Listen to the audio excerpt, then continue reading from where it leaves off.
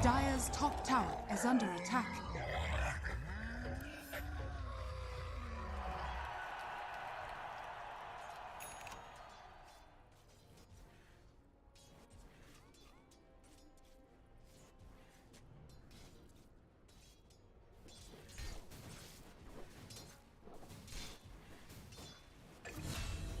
What surge is this?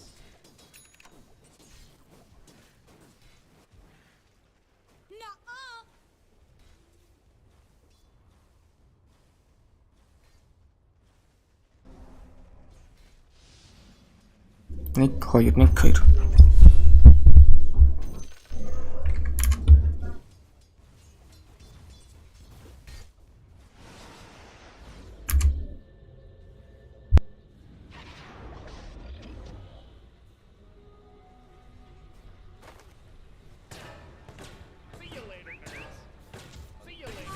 Dire's middle tower is under attack. Sounds stupid. I'll polish my armor in your blood.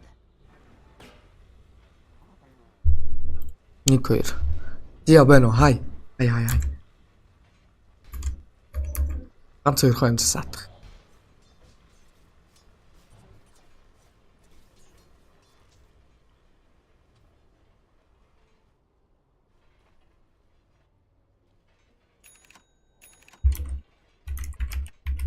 Radiant's middle tower is under attack.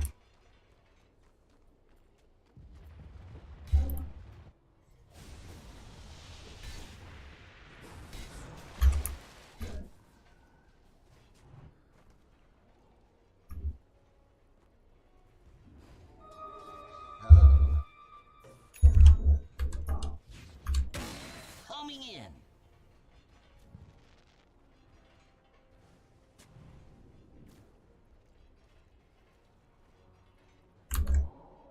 Яа болсон.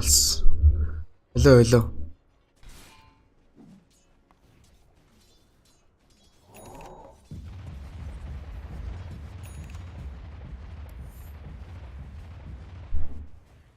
Яа. Яг оройтой эхэлчлээ. Өнөөдөр юугаар эхэлж байна? Өнөөдрийн каст юугаар эхэлж байгаа вэ гэхээр Geekslate SMG.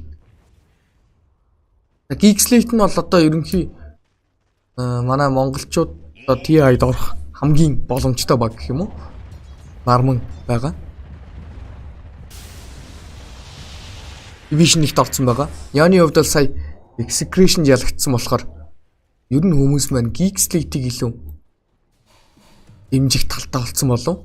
Яасан юм бол бүгд л ер нь монголчуудыг ялуулахыг хүсэж байгаа хаа. Нөгөө талаас нь SMG мид баныг бол Seflin дээр тавиад за бид мэдээж нөгөө нэг PC-ийн бүртгэл хаагдахаас өмнө нөгөө нэг авсан.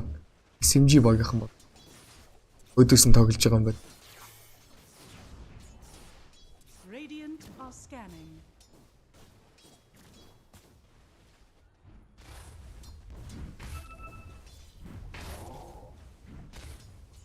Нэлээд тэргүүлцээ явж шүү 4-0 гэсэн. Тэ намайг юм энэлчих хооронд гол руу хоёр спортер рэтэш орж ирээд нөгөө нэг нэлийн геймг болгоцсон байгаа гэсэн. Storm Spirit орж ирлээ. Арманаас эхлэх юм байна. Ice Blast энд бүрст 2 бадартай амар орж ирсэн. Baseless Void бод үгсэн. Нөгөө ч нэлээгүй байдалд ороод байгаа. Яа, Magic-д дарсан. Энд харин зөрүүж үнэл унж байгаа гэж. Яа, Cox-ийн гой тоглолтын дээр Killing Spree. Top tower is under attack. Good.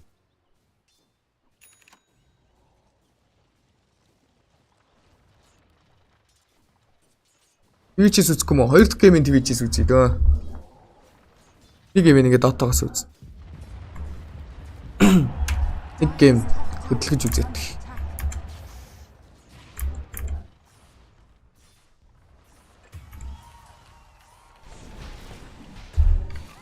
Дуу нэр байна. Агуул юм шиг. Дээд дээр юу болчихваа сая? Force-ыг алдсан. За зүрөөд бүр дахиж орж ирээд Нарманыг алж байгаа юм байна. Dire's top tower. Чивнэ линк хий.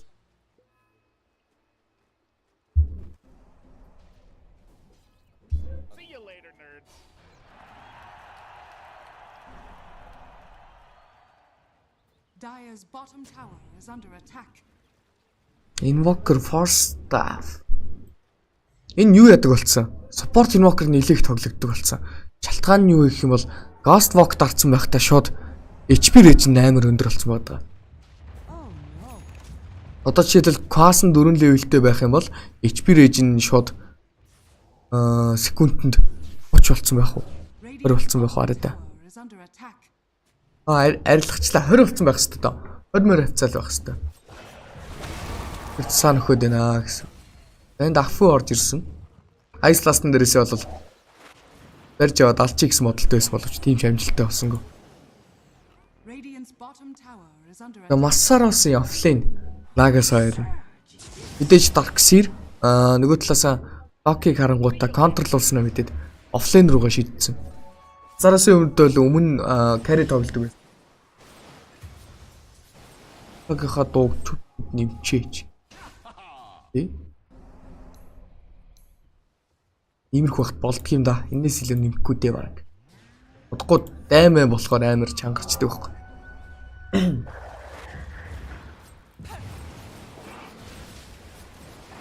Янд инснэр сум комбо. Нилээ амжилттай яваад энэ да. Radiant's bottom tower is under attack. Radiant structures are fortified.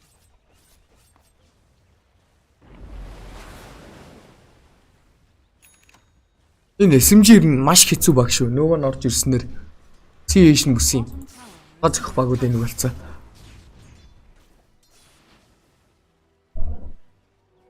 Dire's top tower is under attack. Radiant's middle tower is under attack. Нэг нөгөө нэг яриад л өгдөг байсан да. Олд жид байж хаар нэг. Игэн багт орохгүй юм бах таа гэх. Нөгөө нь бол бүр маш фармтай байгаа. Ер нь бол ялангуяа мид дээр бүр аимшигтай. Одоо 2015 оноос хойш баг мид дээр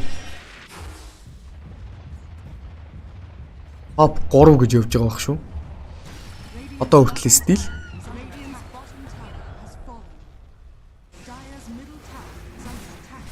Ранк нь бол Европын 3-т байгаа.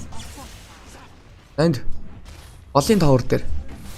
Тод улны тэндээс God Strange дарж байгаад орж ирсэн юм байна. Бүрхэн зур кайтлсан. Энд ихтэй хамгаалт бол байхгүй мэнэ.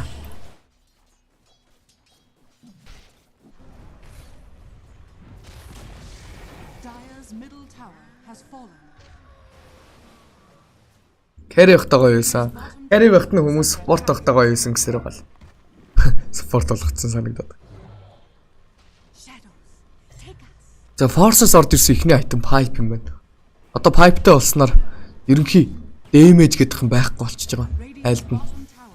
Жишээлбэл Storm Spirit бол magical төрлийн damage-ийг хэдий зөхөд гаргадаг ч гэсэн Overlord-ны magical damage, Static Remnant-ны magical damage-ийг үзүүлдэг. За эндээс 2 water Wall vacuum дээрээс нэмээд hook shot орж ирснээр алсан гэж юу. Энд дээр гэхдээ Ice Last орсонгүй нөөөн дээр. Тиймээс нөөөн бол амьд үлдэж байгаа юм байна.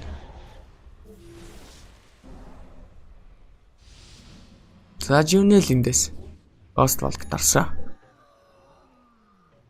Тийм секундэд 20-оор цаана өгч юм. Бас нэг левелтэй авахд секундэд 5-аар биш 10-аар тэгээд 15 20 гээд 5-аар нэмэгдээд яв. Тийм болцсон болохоор ер нь support invoker бас тоглох моментууд айгүй их гарч ирээд байгаа. За нормын эндээс Drama of Endurance гэж байна. Ерөнхийдөө бол өөрсдийнхөө early-гээс mid game руу шилжих таймингаа илүү гэж үзээд тэр тайминг дээрээ бол юм хийж болох айтемны сонголтыг авч байгаа. Харж ивэл эндээс pipe ороод ирсэн. Нэр яагаад энэ fight-н дээр damage байхгүйгээ хэлсэн бэ гэхээр энэ Faceless Void гэдэг батар time lock-ны damage, Maelstrom-ны damage гэдэг хоёр magical damage-ээр соддог батар бас. Тэгээд нэмээд Mirana бол мэдээж magic damage л хийн. Storm ч гэсэн witch plate-тэй Overlord-оор magic damage хийн. За тиймээс hype-ны effect бол энэ тоглолтын дээр маш өчтэй гарч ирэх нь. Junel-ийг бол энэ дуусгана. Гэц бараг сэгсэрж байгаа алчих ба. Тэгээд нөгөө талаас дээдл дээр нь хүн бол pick off хийж чадсангүй. Араа авчиж байгаа. Radiant's middle tower is under attack. Jackpot.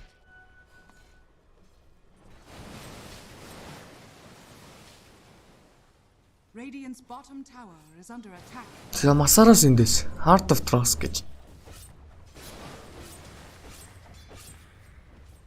Radiant's middle tower is under attack. My powers regenerate.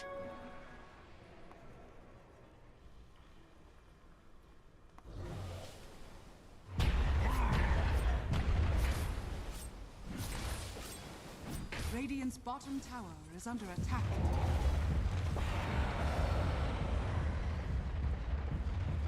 Зя нөгөө талаас SMG. Хоёр баатар smoke юм.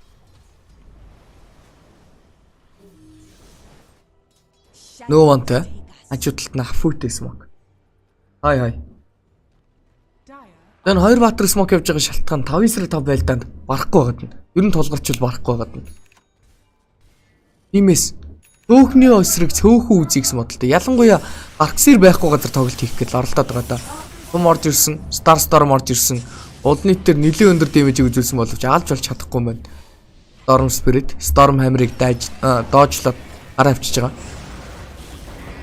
За хогор утчих тийм ээ. Гонса.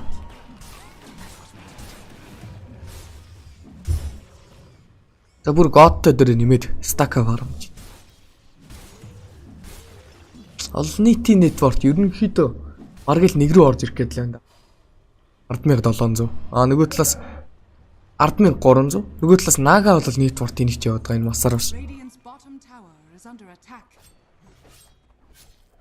Уудахгүй Heart of Trust бэлэн болох нэ.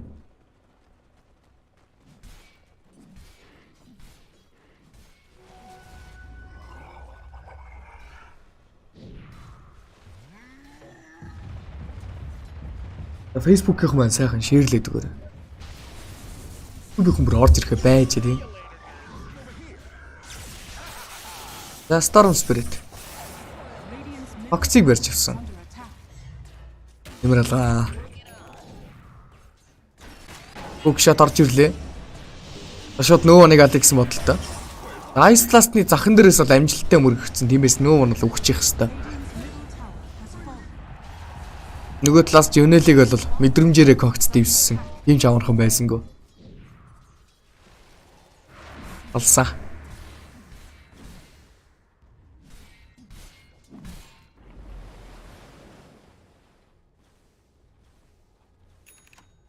За олны тас сийлэр ээж орж ирэх.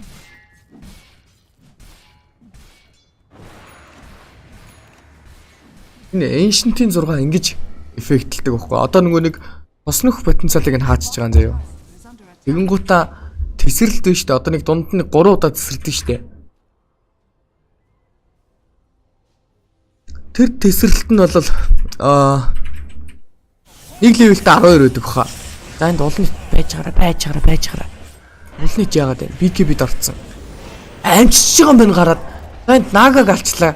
Гисэн чи юу вэ? Гаргаад авсан. Загалчж байгаа юм байна. Баскем алсан. 1 левелтэй 12, 2 левелтэй 13, 3 левелтэй 14 байдаг санагдаж байна. Яадаг вэ гэхээр эсрэлт болгон дээр нь цус дэмэж нь орох боловч эцний 12%, 13%, 14% дээр очиж юм бол шууд алчна гэсэн үг. Ice Blast-ны эффект орсон багт.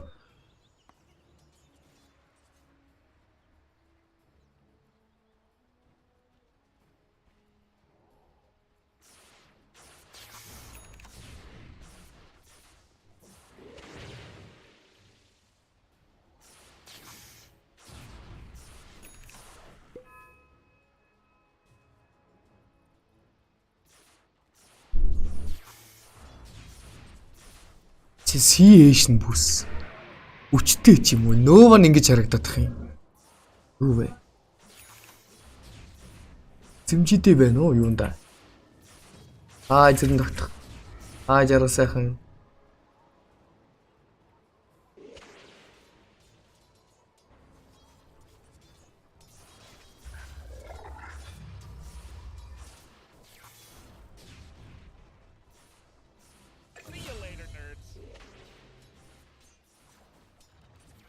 Анхааралтай би яа Батар. See you later. Хай. Яраша. Са гикслээ.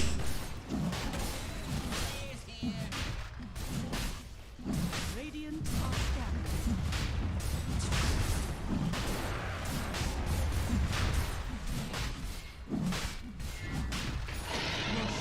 Та эцэг нь кокс авч байгаа юм. Эй. Radiant's top tower is under attack.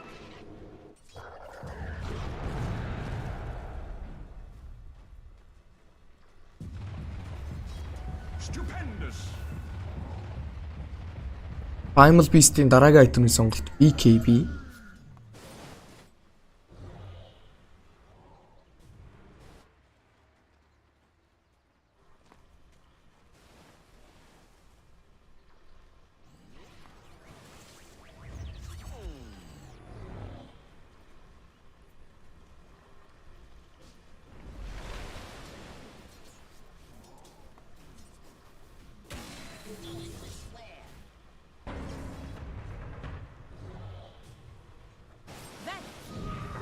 Яа, үцгэндээ крон орж ирсэн. Хоёр дээр кроно EMP тавигдсан. Хойноос нь сум орж ирлээ. Primal Beast-ийг юм хэлэхгүй алах юм болов гэсэн чи pipe дарснаар л амьд үлдэх нь тодорхой болсон. Дээрээс нь ээжтэй cliff руу гаргацсан. Vacuum wall of replica доотлол дээр нь сэгсрээ дэмжсэн. За масараас өвдөл манта стайл дарсан чи доотлол дээр буучлаа. Cliff-нээс буугаад ирсэн ч гэсэн свэм барьж авах нь. За сум оногдсон. Министа баг тулж ирж байгаад хийсэн сум. Тиймээс тийм ч удаан бол байсангүй. Гэхдээ хоёр талаас айл айл нь бол өндөр үр дүнтэй акшн бол хийж чадсангүй байна. Билний харьцаа 12-6-тай. Network-ийн зөрүү 1k-гаас баг гэсэн байдалтай. Тоглолтын 23 дахь минут явагдаж байна.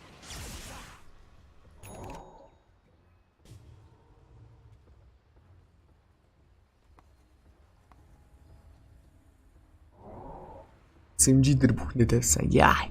Матч винер үү? Dire's top tower is under attack. Би ч одоо Geek Slate-ийг дэмжиж ууг нь нарманыг харчмаар байгаа боловч No one гэдэг хүн бас айлтна байгаа. Зүг. Би Geek Slate л.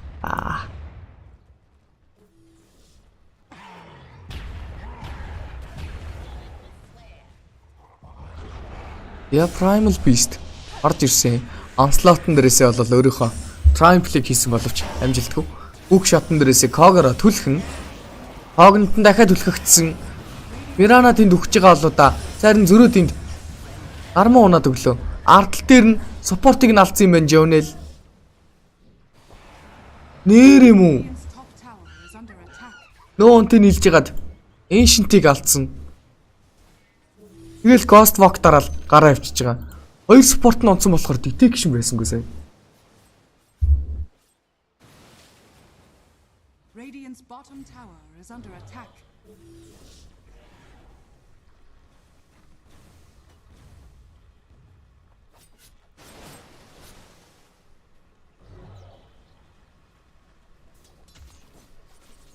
Тэгээ тоглолт дуусгаар нилээ их цай гарч ирэн. Тэрүүгээр хэдүүлээ. Ямар брак яаж орсон юмнуудыг нь үзэж байгаа. Дээдл дээр улнит эргэж хараад стан хийсэн. Нөгөө нэг зогсон. BKB бэлэн. BKB-г нь бол топлуулахыг хүсэжсэн нөгөө нь. Өөрийнхөө дөрсөн зүйлд бол хүрсэн. BKB дарагдсан. Force-ос дараагийн айтемны сонголт X гарч ирэх юм байна.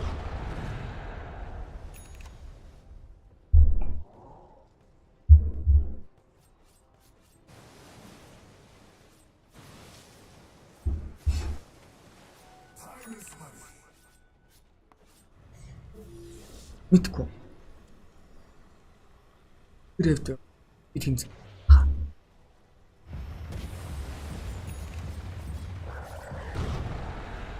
Яа execution 2-0 талсан. Тоглолт дуусгаар хэдүүлээ. Зэмээ.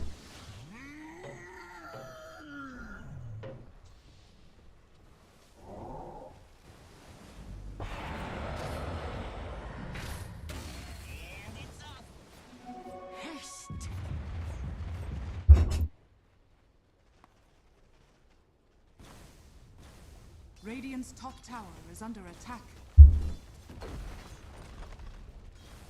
Radiant are scanning.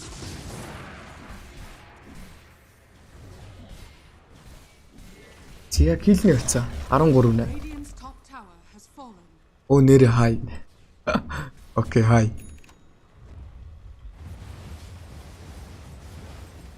Я нормально эндээс force та. Удахгүй бүрэн юу лээ? Бирэн бүүцтэй болох гэдэг. Эйтлсэн. Radiant's bottom tower is under attack. Radiant are scanning. Players here. Артлаас нь орж ирсэн. Үүе инвокер ингээ алдчихж байгаа юм уу сая? Өөрхөн зөвхөл алчлаа. Тэр яг position 5-ын баатар. Энд ахфу барьж авсан байна. Үг шат. Баг. Ахфу эндээ sleep-гүй болохоор унаад өгнө. Хай. Юу вэ? Over here now. Энэ ахфугийн айтемны сонголт ямар сони? Өнөөс нь агни маун гэж их юм.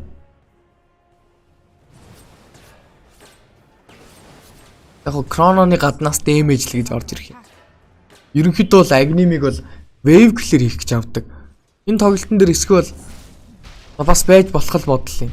Орж ирсэн wave-ийг нь устгаад өччих юм бол нага гурамдалтаа split хийгээд. Тэгээд faceless void-тэй late game. Орвол орё, Storm-тай хамгаалт чинь ер нь гайг өгж. Storm late game бас нэлээд хүчтэй шүү. 25 өрснөөс хойш бүр хүчтэй болчихно. За линкийг нь боплож байгаад бол нийт станцсан. Жилтэх болчлоо. Энэ TI биш ээ. TI-ийн сонгон шалгарал. Яталт. Зүрл.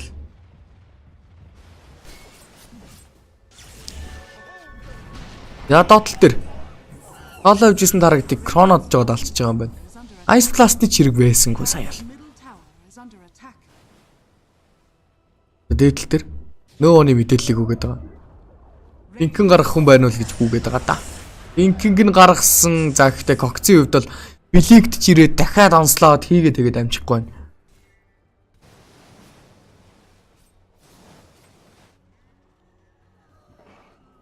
Radiant's bottom tower is under attack.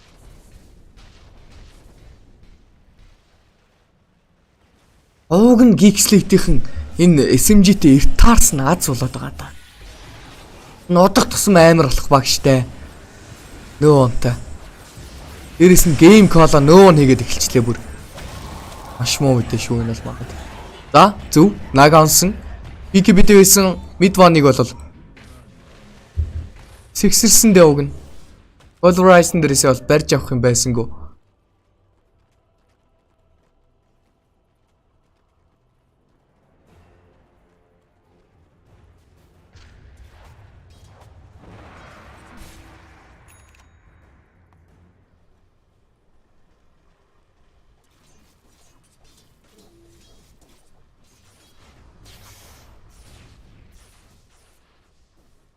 Яг нөө one байгаа. Dire's middle tower. Энэс эхлэхээр байна. Энэ тоглолтыг дуусгаад л ер нь ийм тоглолттой холбоотой бус мэдээ. Ер нь тоглолт дуусангууд тоглолттой холбоотой бус гаднах мэдээллүүдийг нь зүйлээд ийл гэж бодоод байна.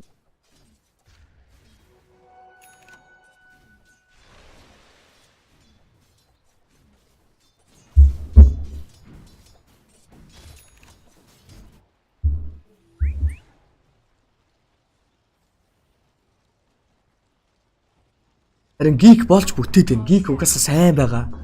Geek бол сайн байгаа шүү. SMG-г бол бүр өстө бүр ялбархаа хожих байсан. Гинт нөөн гэдэг хүн л ороод ирлээ. Radiant's middle tower is under attack.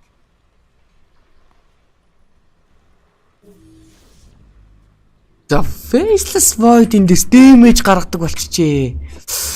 Яа энэ муу мэдээ шүү. Nearly fireтай болсон байна. Radiant's top tower is under Pipe нь ч үсэн, диск нь ч үсэн, юу ч үсэн шууд dispelled чинь. Тиймээс faceless void-ийн damage бол үүнээс хойшоо бүтэн дэмэж оруулж ирж. Ятгаар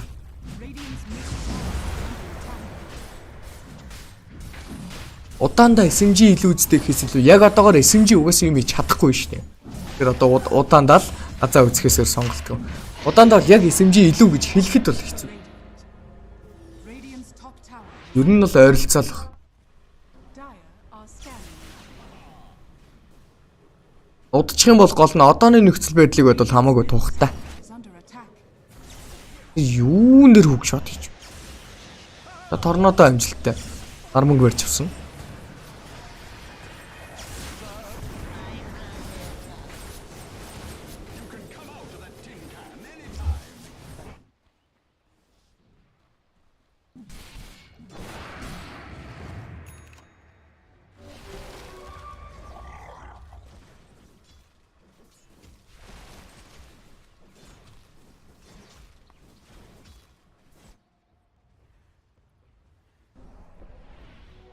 I dig that.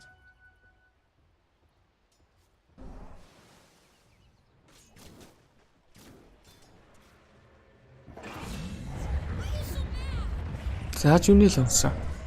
Radiant's bottom tower is under attack.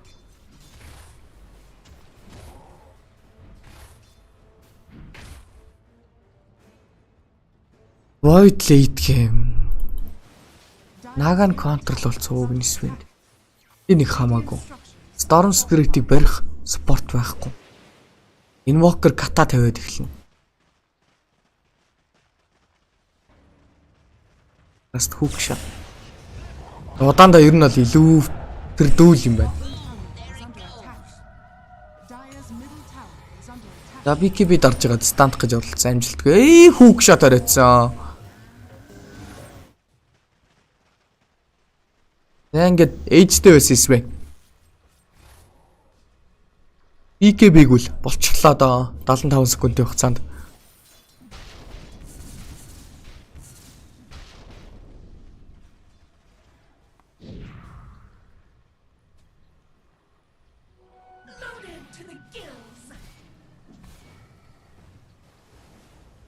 Я варта мана зогссон мэт.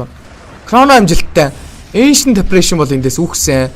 Өрөөд BKB байхгүй Свенийг алъя гэсэн бодолтой main fight хийсэн BKB-г дарсан.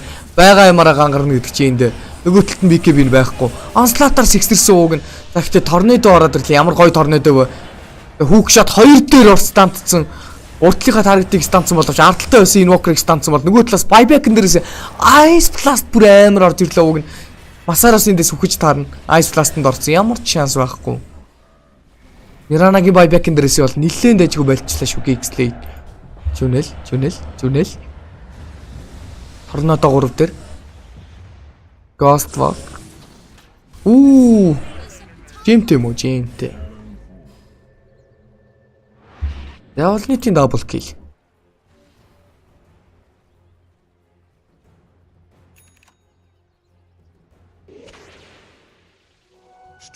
Нууны хувьд бол X авах нь.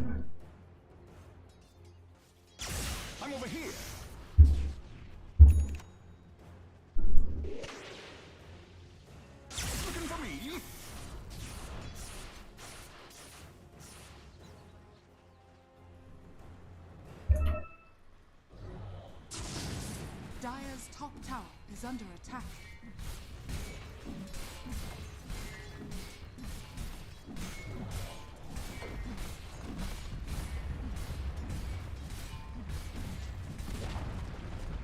Seadetлийн таврыг X-Late унгаасаа.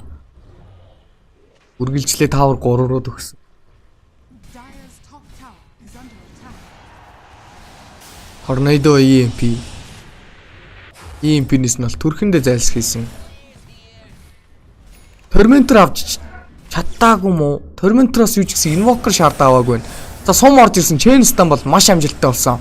Evening Blast-н дээрээс Waste-ийг өмсгөж байгаа дахиад ч хойноос нь Star Storm унгасан. Уулнитыг бол нэлээд өндөр дэмэжээр Magical Type-аар бол торгоод байгаа. Гэхдээ Satanicтэй батрал та. BKB Satanic. Тутгу Butterfly явах гэж байгаа.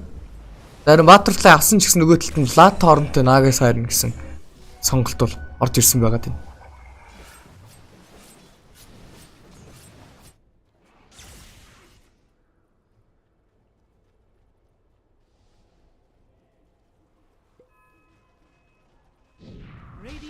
are scanning.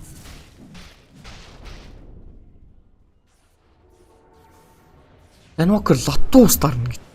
Radiant's bottom tower is under attack. Бараг агним аваад ката тавиад өгчих юм бол Свенийг Void-д дуусгачихаар болчиход юм. Under attack. Хай. Эйжент хэвээ ажиллаж байна өө. Хэвээ ажиллаж ин гэж авч ин за төр үлээж байгаа. Bottom tower is under Одоо нэг 10 минут ажиллахгүй. Баланс дууссан. Ялс. Цэнэглэлт. scanning. Тоглолтоо дуусгах чад. Radiant's bottom tower is under attack. Жэнд таж авчирж байгаа Song of Siren их боломжтой. Зодоо алчлаа үл нэт. Нага ингээд бүр нилээ хэцүү болчлаа.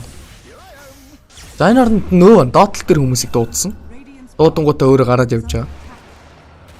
Нөгөө талаас Moonlight шарууд орцсон. Энд акшн хийх гээд байгаа юм уу да? Мэдвэн харагтаа бол хартсан да. Армоныг юучсан алж ийгсэн бодолтой. Үүй! За эндээс Wall of Replica орж ирсэн. Нөгөө талаас Nullify-ыг өмсгөж байгаа. Гадна талаас нь зодоод хоёр талаас нь нийлж байгаа. Яг аланда. За тэр Свенийг алдаг болчих ялцчих Void. Хангалттай хүчтэй Void харагдаад байгаа. Свен байхгүй бол урагшгаа явна. Rango ball. Оо.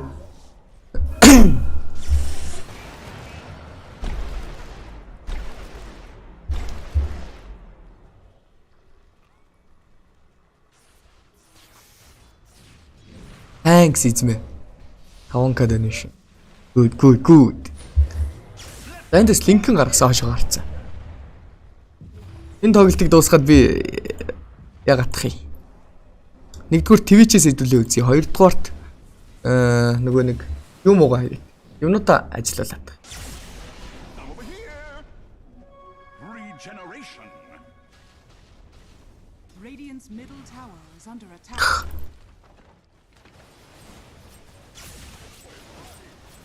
За Void-д авах айтемч байна да байна. Tower has fallen. Тэгэхэд Monkey King Bar авч Butterfly-тэй Батрыг хамаарлаггүйгээр зодох хэвээр ихний ээлжинд нэмээд damage plus damage бол нэмэгдэнэ. Damage-ний айтем. За миний стайс артлаас нь Wall of Replica хийчихсэн сум ороод ирлээ. Тэгээ вакуумда жоохон татаад удаашруулсан бас Cogn дээрээс төлөхөж мөлөхөд бас маяглнаа. Таргетлдаг биш мөртлөө ийм жижигхэн цэмэлсэн станууд бол нэлээ олонтой.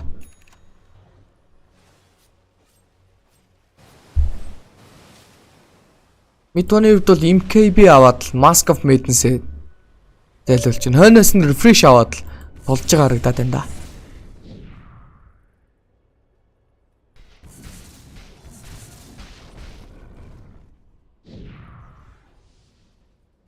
Нова next алцсан. Загт левел жоохон муутай байгаа юм байна. See you later, nerds.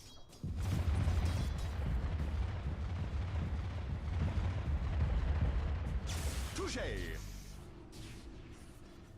X-эн дээрээс нэмээд timeless relic гэдэг эффекттэй.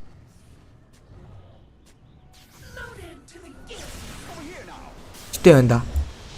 Энд Tornado онсон сум орж ирсэн. Хажуугаар Рошо яваад өнгөрлөө.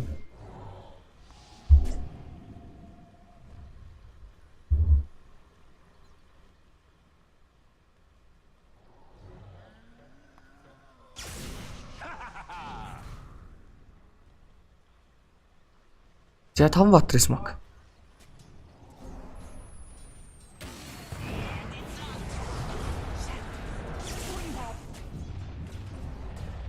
Radiant's top tower is under attack. За эргэж орж ирээд. Крана бол хийхгүй. Зүгээр л вишингийн мэдээлэл өгсөн. Tornado EMP амжилттай. Фокцийн хувьд бол ямар ч маанаагүй. За мэдээж Uproar дартсан агнимтай. Иймээс бол гарыг гэдэг сонголтыг хийсэн. Ямар амар гоё title байлж байна ч гэдэг сэмжиг. Том орж ирсэн снэрэн дээрээс нөгөө талаас Graves дорж диспелж жагаад гараа авчиж байгаа юм байна. За хэрвээ холтгол юм бол ороод ирсэн хил дамжигоос орж ирсэн. Крона ихгүй бол бадарлаа гэсэн. Крона is Ice Blast ямар мөчөдхий хийж вэ? Scam юу вэ? Сандарж байгаа нэг юм бах та. За гэхдээ алчж байгаа юм байна шүү. Хоёр батрыг алсан. Void нилээгүй байдалд орчлоо брейклүүлсэн. Void time walk хийсэн. Уцаад явахгүй болохгүй болсон. Когн дотор үлдсэн байгаа. Үхсэн баха. Яй.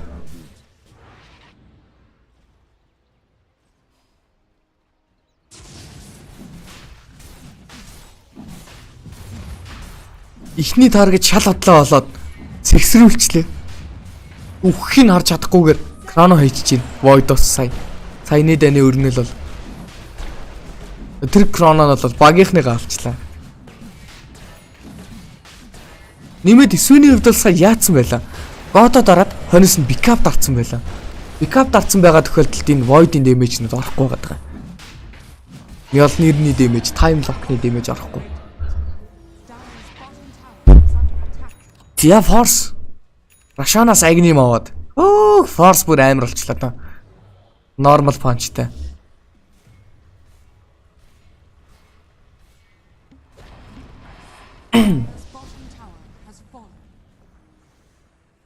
Наагаас hex орж ирнэ гэж.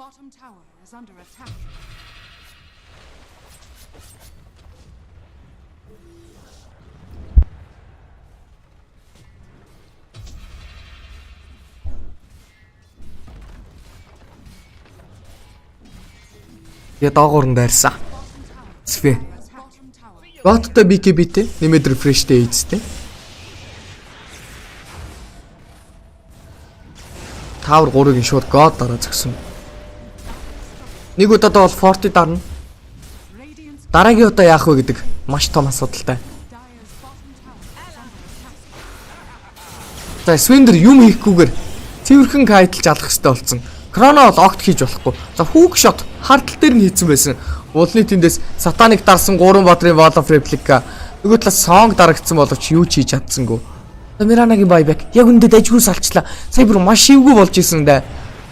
X-литээс гой тоглолт орж ирсэн 5 хүний крона таргетаа сонгожоод ancient ихлээд алсан. Ancient-ийн хойноос нь бол дараагийн таргет нь X жагаад үлнийт байх юм байна. Үлнитийг electric vortex-н дээрээс алыг гэдэг call орж ирээд дагаж гүйсээр байгаа 70x модалтай байсан боловч алж чадах нүггүй юу гэдэг маш хэцүү асуудалтай. Хүү эндээс pulverize орж ирэхэд нь хойноос нь chain-ста хийчлээ. Кокц гараа явсан. Торнадо амжилттай. Time walk void нилээгүй байдалтайгаа. Эндээс мини стар орж ирсэн. Когнерээс түлхсэн амар гоё тоглолт. Нарманаас яг таймингд орж Үлний 2 зөксөн чи 2 хүүхдсэн. Дахиад 1 зөксөн, дахиад 1 хүүхдсэн. Ультра кил. За зэрэг байхгүй байгаа. Арталт наага таслаадсан. Ice last. Rampage байна уу? Эсгүй. Эцвсэн. Яа, саяны дан.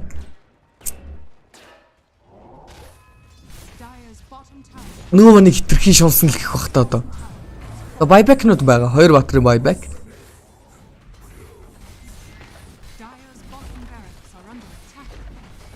Ерөнхий бол бараг л доотлал алдах юм байна да. Дээшээ гүүж нэг л хангалтгүй гэж үзэж байна. God.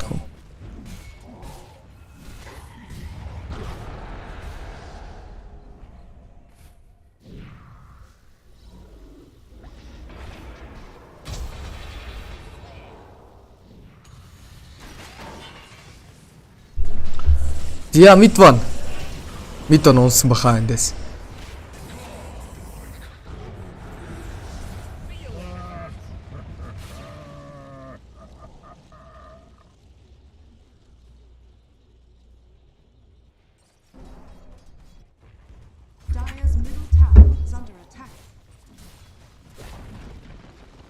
Одоо бол хэцүү болсон баха. Одоо бол ялч хэцүү болсон баха.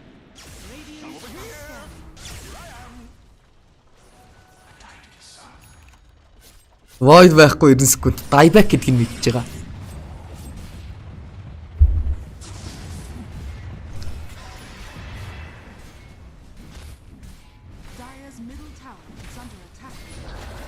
За тэгэлтэр нь pick up орж ирсэн. Dorm spirit амьд үлдчихлээ. Нилээ хэцүү байдлаас амьд үлдчихлээ. Энэ торнадог нь амар байгаадах юм. Юнелийн хувьд л өстой мэдрэмжтэй тоглогч юм аа. Ганган тоглогч юм. Торнадог бол байнга л яг л хэрэгтэй үед хэрэгтэй цагт нь тавьж байна.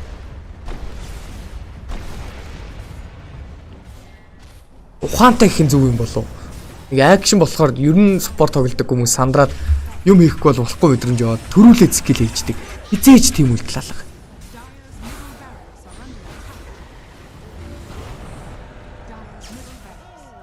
За саанг орж ирсэн. Инвокер байхгүй void сэрэхэд 35 секунд. Ага дээр орж ирсэн. Hook shot. Уртал дээр нь орж ирж хагаад Storm-ыг барьчихж байгаа юм байна.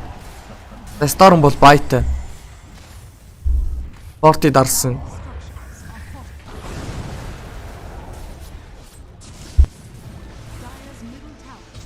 Энд хикс чигэд ална гиндэ. Хиксэрсэн сум орж ирсэн. Wall of replica. Масараас эндээс нилээ өгөөд дорсон. Mirror image ямар ч хамаа байхгүй. Тэгээ уг нь void төрөөд байдаг. Одоо тэгээ төрөөд яахтай болчих гадах шиг биш. Төв зөхөж эхэлсэн. Void ардтал дээр нь бууцсан байгаад байгаа. Дабл нийтийг ална гиндэ. Рона хийсэн сум амжилттай Ice Last-ын дээрээсээ зодоод алчих юм болов гэсэн миний стан гадна талаас орж ирсэн. Алах нь бол аллаа гэхдээ Sweeney Boyback. Тэрвэл аваад бууж ирэх хэвээр бууж ирсэн. За энэ тоглолт үгээр л жигдэрж байгаа хаа.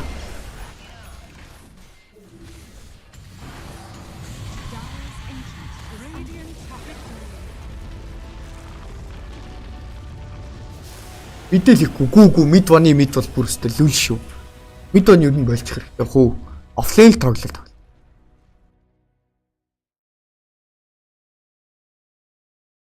За nice. Geek-ний алтыг авлаа шүү. Хэдүүлээ одоо дараагийн тоглолтуудыг твичээс үзнэ.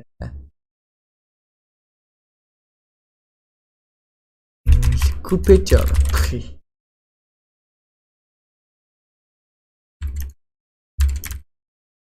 Миний keyboard чимээ орж ирэх юм байна тий.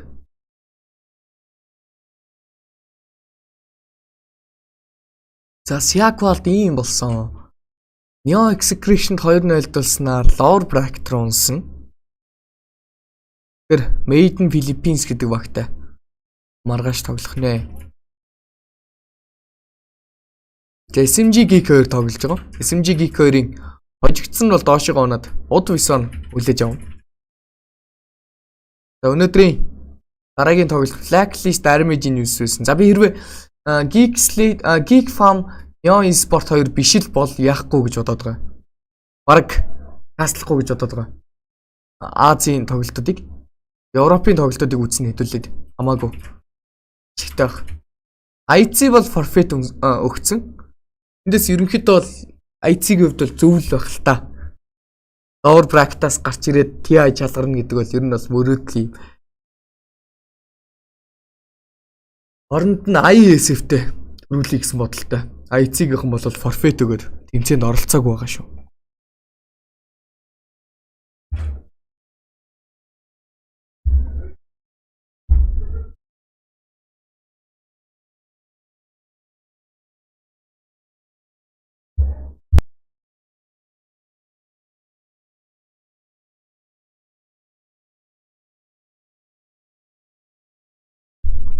За дараагийнхаа тоглолтыг хэдүүлээ Twitch-ээс үзнэ. Чи хайж гэж.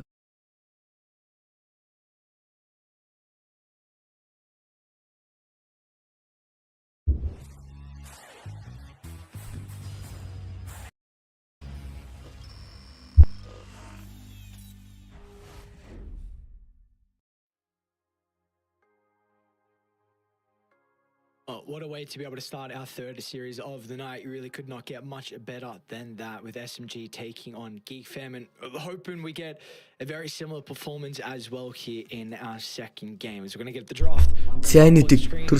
Seconds. Swag, you were saying, really was maybe just a bit more of an execution thing in that previous game. You know, draft overall, we don't really need to look too much into that.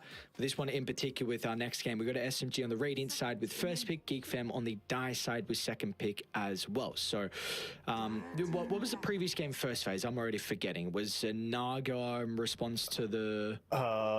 They picked up the Naga very early, but what was it that they picked? Оо намайг юм хийл гэж амжихгүй. Хоёр дахь геймний драфт шууд эхэлчихлээ шүү дээ. Yeah, they picked up the Darkseer later. I couldn't remember it was Primal or Darkseer being first phased, but yeah, that first phase Naga was a little bit strange to me because she, you know, didn't really seem so unkillable as you sometimes want her to be when you're playing against a team with that much magical damage. She just gets brought down very easily. And yeah, to me, it was about execution, but we'll see if SMG are going to change up their idea. Basically, it was different ideas of Dota, right? За драфт.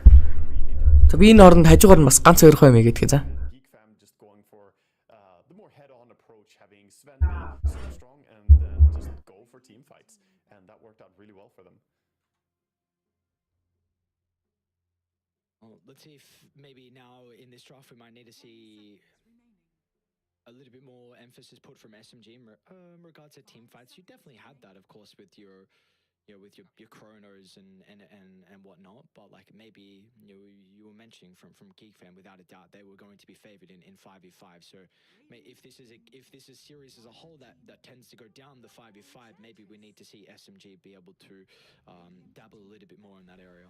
Yeah, interesting opening as well. They're going for the Venge first phase pick here. I agree though, having easier combinations and more stuff to lay in, because last game they had the chrono and yeah, that's good team fight, but they didn't have that many things to lay into it. They had the arrow to shoot in, but they didn't have like massive Snapfire ulti or something to dump into a chrono for big damage, or even a Sky ulti. So we'll see what they end up with, but opening up with Ensh, pretty non-saying opening. It's just a strong laner in general. She does pretty well. I enjoy her new shard as well. I think it's very, very strong, as opposed to the old shard. The Little Friends used to be a pretty useless one to have. Now she gets that Sproink. Miracle Qualifier багтаа тоглохгүй юу? Мэдгүй л байна. Яадаг юм бол. That's a 5-second route potentially if there's a lot of units nearby. It's a huge area it checks for as well. So if you play against any form of summon lineup, you might just see За гик. Dawnbreaker Venge гэсэн баатруудаар эхэлж байгаа юм байна. Dawnbreaker энэ бачин дээр маш хүчтэй байгаа шүү. Эсрэг тоглоход маш хэцүү. Нэгдүгээр laning stage нь хүчтэй. Хоёрдугаарт BKB-тэй байхад ultimate skill нь бол станддаг болсон. Other Garden. Тэгээ хамгийн чухал нь болохоор энэ нөгөө нэг шууд ихний тарагтаа дуусгахад маш том төвөгтэй байдал үүсгдэг. Одоо жишээлбэл нараа Venge Dawnbreaker гээд хоёр баатар байгааз. Ийм хоёр төрлийн север баатартай олцохоор position алдсан дээр одоо шууд өгдөг баатаруудыг бол багт авч болдог. Жишээлбэл энэ бачин дээр хамгийн их авж байгаа баатар гэвэл Gyro. Одоо энд SMG бол Gyro-г нь тийм болохоор мэдээд бандцсан байна. Бачин дээр хүчтэй байгаа. 3 сайжирсан. Agni mod flash farm хийчин. Late game бол ямар ч бодохтой main fight хийж. Early mid late гэлтгүй юм актив байдаг. Иймэрхүү кородыг нь бол зайлуулж өгөх хэрэгтэй байдаг. Тэгэхээр яг үнтэй адилхан эффектийг Monkey King үзүүлдэг байна. Имээс бандсан байна. А нөгөө талаас Nature's, Batrider, Rubik гэсэн баатаруудыг бандсан. За SMG-гээс орж ирэх. Хоёр дахь пикний хөлбөр. Яг одоо ийм уцаад Dawnbreaker гэдэг баатар бачин дороод эхлэн штэ. Тэгэнгүүт нэг сонголт байдаг. Акфуж гэсэн үг нь нэлээд тоглодог доо. Nix гэдэг баатар. Энэ Dawnbreaker-тэй бүх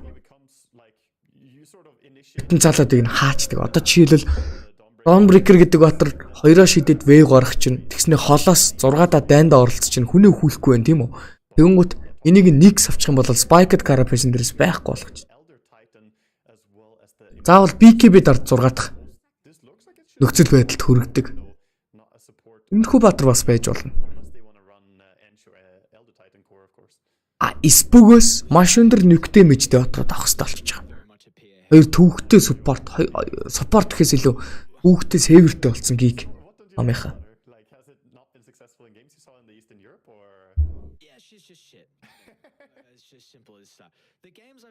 actually do well is when the mid laner starts to rotate to the PA safe lane early and helps her get a couple kills and helps her have a good early game. Besides that, I just continue to see her like get run over and have this battle fury and just you go second item BKB and you just do nothing. Okay.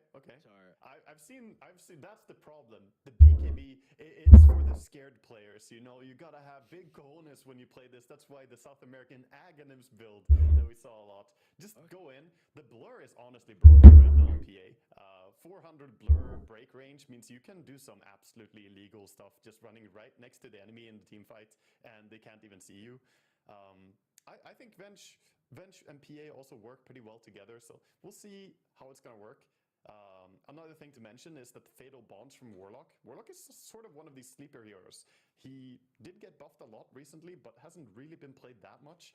And Fatal Bonds now is this fantastic combination. Once the PA gets the shard as well, gets the Fan of Knives in there, it does tremendous AoE damage. I think it was the last Eastern Europe game I casted. Warlock had the most damage in the game.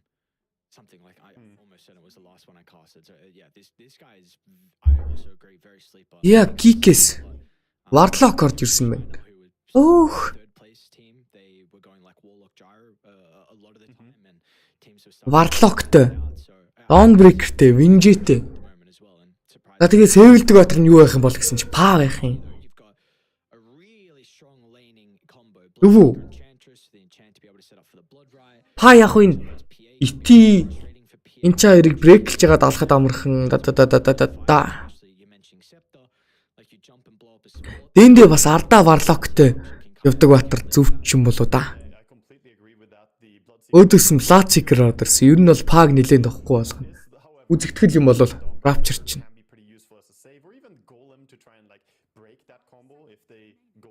Geek Farm-ийн па ерөнхийдөө бол гейм ялахын тулд маш олон айтем авах хэрэгтэй болчлоо. Нэгдүгээр Fury авч баарнална. Хоёрдугаар Diso авч дэмэжтэй болно. Харин энэ тоглолтод баг BKB авахгүй тоглолцохоор Invoker цавуулчих бах та. Юу ч гэсэн Agnim заавал авах хэрэгтэй болчлоо. Тэгэж орж гарч ерөнхийдөө бол харагдахгүйгээр тоглохгүй бол Rapture-наас маш их threat мэдрэхэндээ.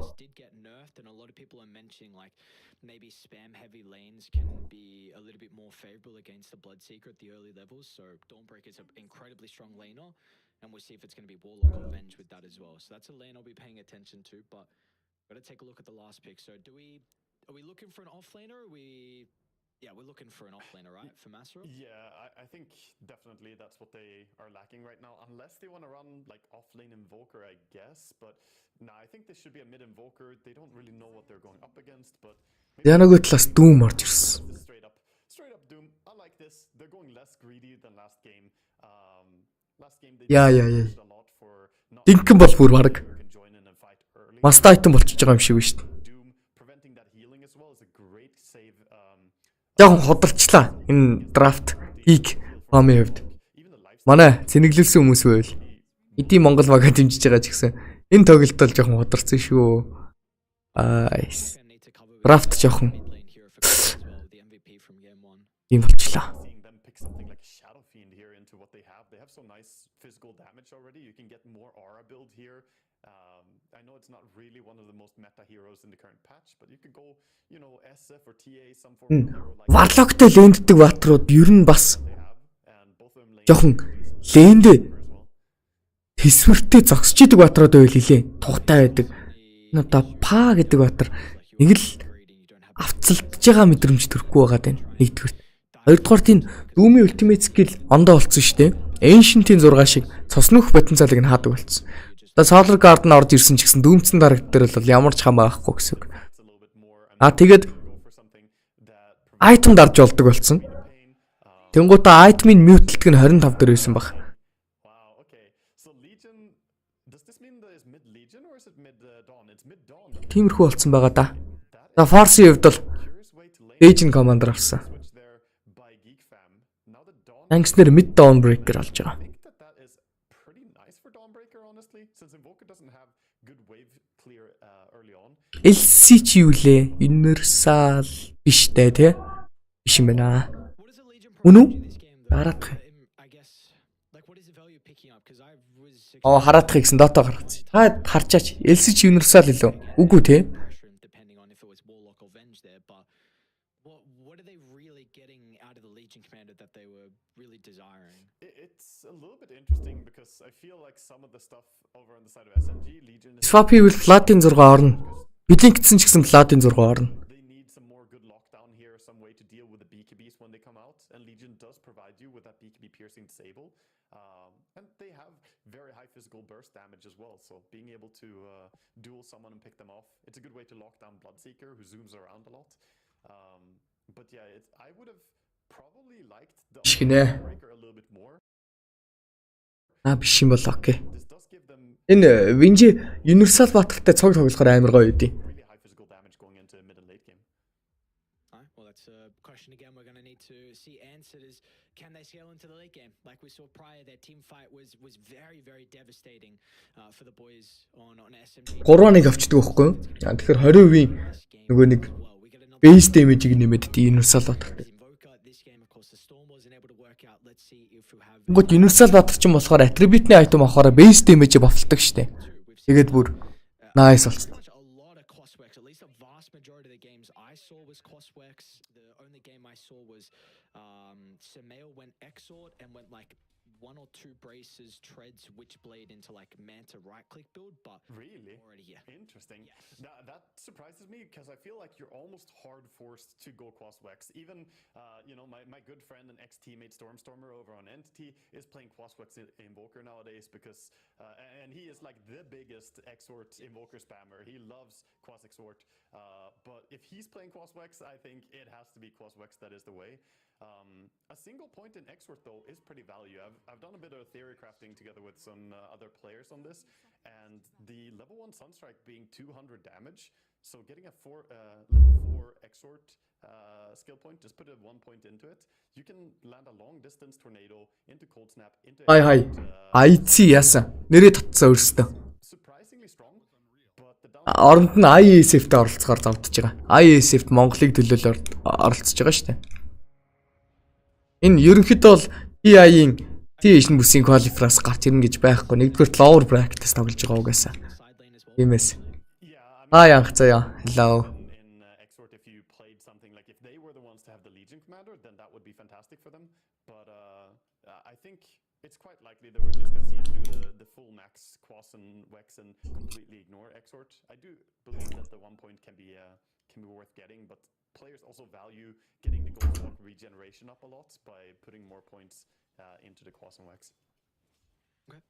And you were saying inside the draft as well, you feel like this should be a pretty fine lane for Cox, because you mentioned like Invoker kind of struggles with lane clearing early on. So what is this going to enable Cox as we get to like maybe the 6 to 8 minutes? Yeah, exactly. I think that he's gonna be able to just clear the creepers. Яа, нөө оны Invoker.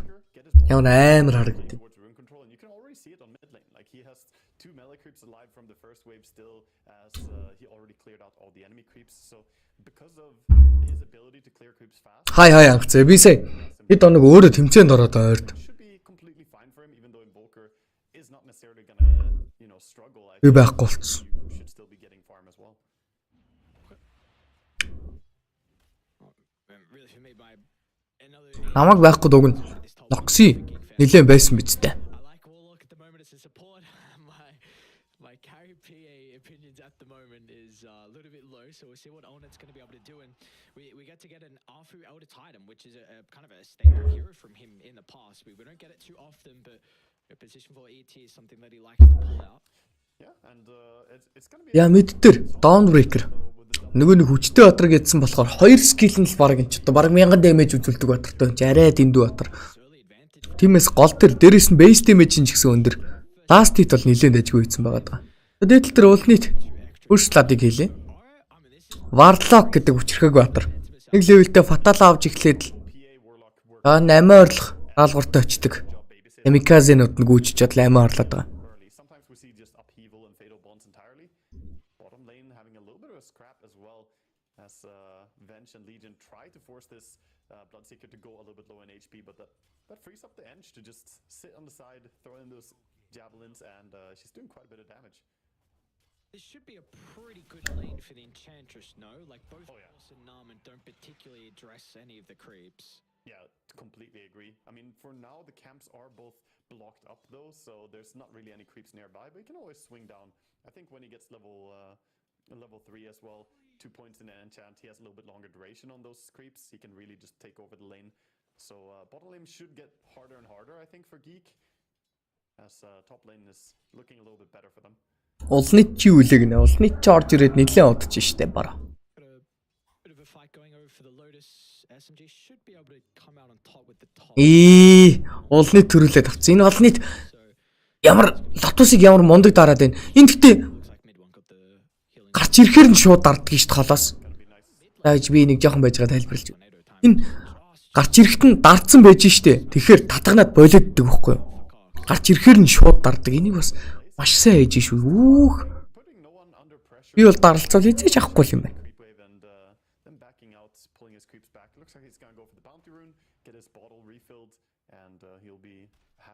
Цэнэглэлт face boots авч байгаа бах. Мэдээж мэд Dawnbreaker, face boots, desolator. Диса авахгүй юм байна. Хаатай штэ. Амаг авчт юм бол арайчгүй л. Ямар айтемтай тоглох юм бол та.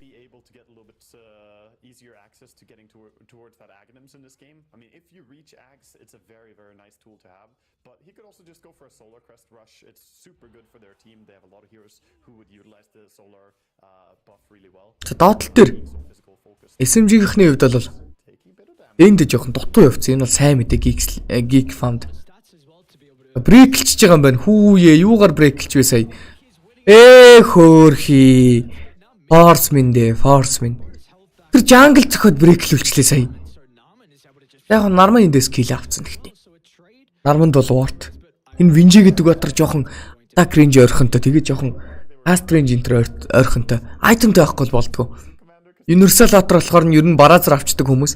Авчих юм болохоор гутлынхын тайминг нэлээд өрөөждөг. Гутлаа авч чадахгүй бол гол руу гүйж чадахгүй, дэндэж юм хийж чадахгүй ингээд нэг сонин бээцгэнсэн баатар болчдөг. Аяны соло XP соло киллний тусламжтай бол Нармангийн гейм бол нэлээд дэжгүй гоё болчихлоо. Дөрөвдөр тоглож байгаа Винжигийн хувьд бол бас эрт агним гаргаж тоглох үүрэгтэй байгаа даа. Ханамачи.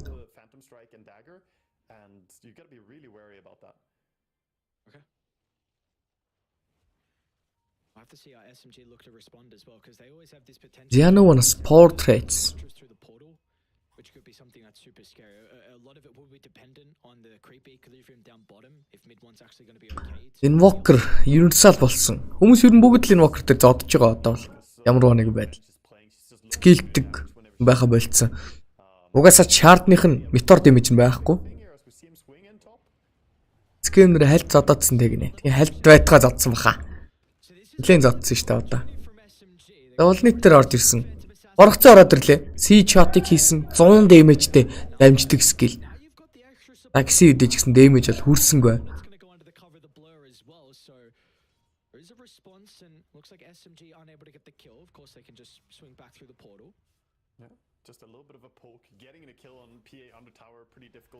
Ахфу эндээс хөл алдсан баха. Magic missile. Нэг удаад Lotus дарсан. Цагт Нарман зөхөд алчиж байгаа юм байна. Масараас удаашрцсан байгаа. Нарман эндээс. Яа, стан. Dawnbreaker-ийн тусламжтайгаар бол алж байгаа юм байна Масаросыг. Киллиг нь хий авахгүй гэдэг. Нарман дахиад авцсан. Нармангийн double kill.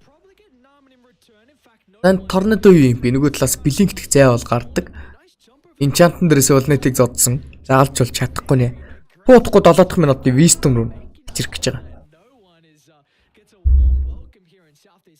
Yeah, just really nice play by Geek. The coordination is really there, like we saw in last game as well. These boys are just looking like they know what they're doing in terms of targeting and getting everything they can out of their fight, not losing anything, and of course getting value from that early ulti over on the side of Dawnbreaker as well. That was some good identification of who they can kill and who they can go on. And SMG, they gotta be careful. Even though you have Vanguard on its Doom, that top lane, it's not that easy to just stand your ground there. It does look like they kind of want to go again though. So with this Solar Guardian being on cooldown, maybe they feel like there's a big opening to pressure Ulnit out of the lane. Yeah, they're using Яа. Ийш гарч ирээд уулнитын дахиад ганцхан зөхөд авчиж байгаа юм байна. and I think they're just gonna sack it. Geek are running away saying, okay, have our tier 1 tower. We're not gonna bleed any kills, at least for this. So a little bit of a map win for SMG opening up this top. Дээдлийн хоорныг бол амжилттай унгаасан. Room control by both teams. 10 seconds. We see supports coming in to help control on the side of Geek. Definitely would need that rune, especially with all the mana getting drained from. За рүүнийг энэ наатлаа. Would be able to get the refill in the bottle. I mean, also illusion could be quite nice, in particular versus Invoker. Харин бич. Dispel is actually, like you said, against Invoker, even against the Blood Rights, there's quite a few things that can be done. За нөөноос орж ирэх ихний айтны сонголт. За мэдээж энэ гейм дэр бол Vessel маш гоё гейм. Solar Guard нь орж ирнэ. Warlock-ийн heal байгаа. And then have ulti ready to jump out somewhere. За хэдий Priest Attack-ын дээрээс Vessel-ийг dispel-дэг ч гэсэн Vessel авч байгаа. За шалтгаан нь юу гэх юм бол Vessel дотор Crown гэдэг айтем ордог болсон. Crown ордог болсон. For him to gank. Тэгэхээр нөгөө нэг Universal Otrod You see him play towards top, but at the same time, mid, Stats авч исэн Crown нь бол Vessel рүүгээ шингэсэн байгаад байгаа шүү дээ. not really looking to gank, just Dawnbreaker өлтитэй болохоор сайхан бидэд харьчлаа. Энэ нь бол голд юу н акшн болно гэдэг мэдээллийг бол өгчөж байгаа бох SMG-ийнх. Now, SMG-ийнхэн хүчилж байлдах шаардлагагүй. Хоошоо татаа Dawnbreaker-ыг нь алхаад эртэл нь бол сайхан зуураад байгаа. Голынхын тавар дээр. going down. The edge creep, we see the value of this hero. They did first phase pick it, and it's already putting on some serious damage. Mid tower almost falling. alright, very impressive. Meanwhile, you got mid one that's free farming down bottom. It's going to be a great timing out of his maelstrom. Цэголын тавраад энэ адилсан. Тоглолтын киллний харьцаа 1-4. To complete the Агт нэтворт бол SMG-д л та. aura. So all things are clicking at the moment for SMG, and you haven't even needed no one to Па нэтвортын 4-т 4100 гэдэг голдыг хийсэн. wonder what his За ерөнхийдөө бол 11 дээр ихэд Fury бол гарчхаар харагдаж шүү. 4100 гэдэг. thinking about like a pretty early Midas. I think it's going to be power treads into vessel and then back for Midas. That seems to be Илүүд дуу айтем бол аваагүй. Corrosion Meat-ийн so that you have a way to catch. нэмэлт айтем бол аваагүй. Time that attack speed feels really good on Invoker now that he's a universal hero. His auto attack damage is just really high. So we'll probably see something like that. But so far, I am a little bit surprised that he is Гиг хожихоор байлаа шүү. Ер нь хожиж чадхаар харагдаж илээ. mainly just Тэгээ энэ гейм бол итгэхгүй нэ. As soon as he picks up the haste, he's hunting top. Maybe Onit's going to be the target. yeah, he scouted him. Masteros nearby as well. Doom is at the ready. Явал нийт дээр орж ирсэн. Дүүмтцэн. Айлнсцэн байгаад байгаа өгөх нь бол тодорхойлсон баха. Масараас нэг kill. Дот дээр дүүэл орж ирсэн.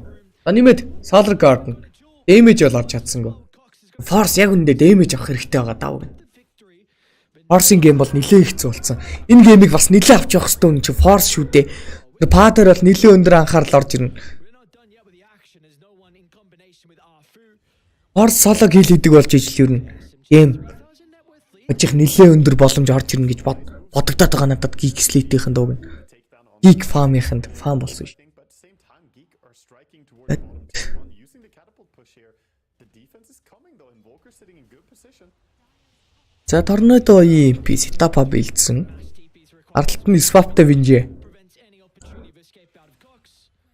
The kill returned on Хүлээж исэн боловч Plastic Growth буугаад ирлээ Rapture-цсан. Тиймээс бол way away from the area. swap-лах гэж оролцсонгүй.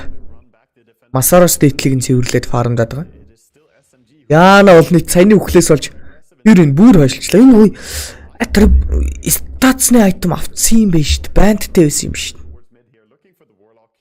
He did reach level 6, so he has ulti available. Oh, PA is the real target though. Яг нэг ч амар өртөгтэй айтем ч биш л дээ бас. Looks like they're going to get it. Yeah, she revealed herself with the dagger too. They know he's here. Паг хаана байгааг л мэдээд байгаа. За паргцаа. Бод өгөх магадaltaй. Блинкцэн газарт нь бол дүүм зогсож байгаа. Унсаа. But like you said, without the Dawnbreaker ulti, that is going to be the second death of the game. And this is really starting to be Энэ орон доотлол төр дүүл орж ирсэн. Бид оныг алж чадсангүй гэхэд буруудахгүй болов. Лотустай. Лотустай гараад явсан. Silence дулсан байгаа өстө орж ирсэн.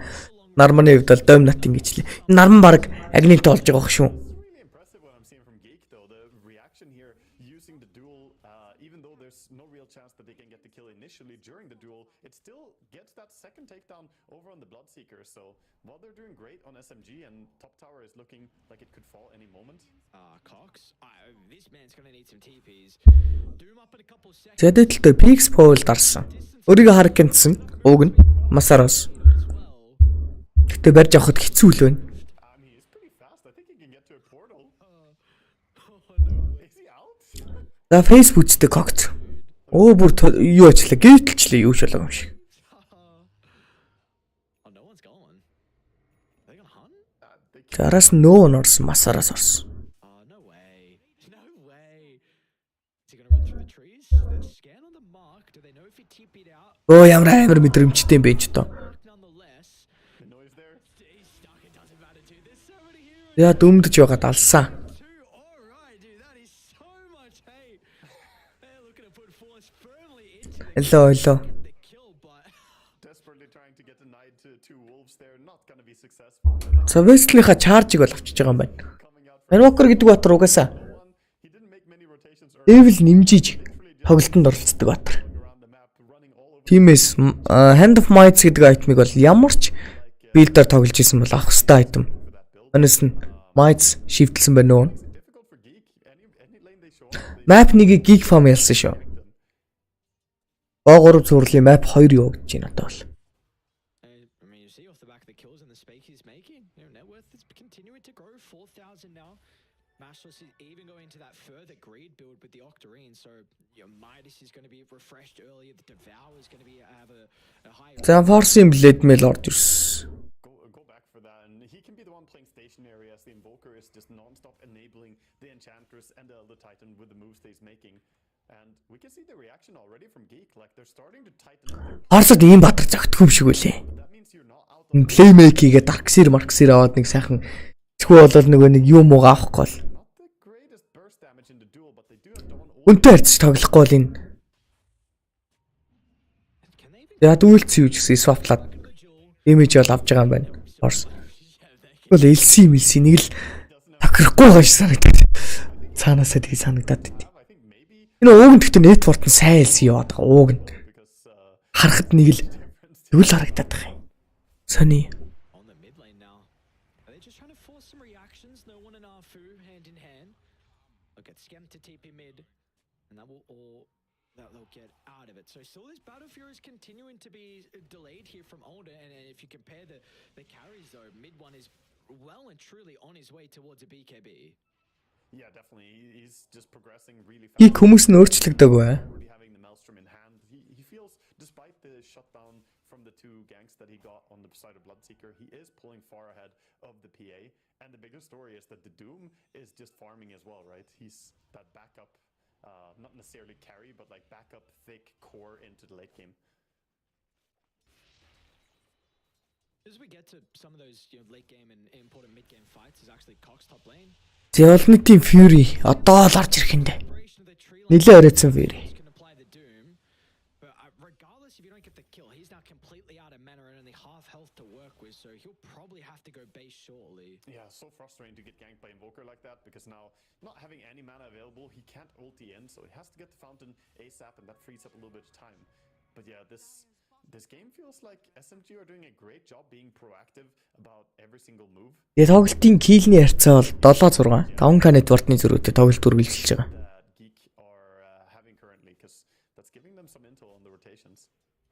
I think that's always been one of the big strengths of Skem as well, with just his capability to be able to drop some incredible wards on the map and read the За Blink-ний баяр их гэдэг нөгөө. teams are doing. So Force. see how early that gem does actually end up coming out from SMG, because you're going to have some rich people you, without a doubt will be able to pick one up at the early stage. I mean, we haven't mentioned Arfu, but he's even going for Тэгээ одоо бол болохоор л харагдаж байна. Нилээ өргөжлөлсөн.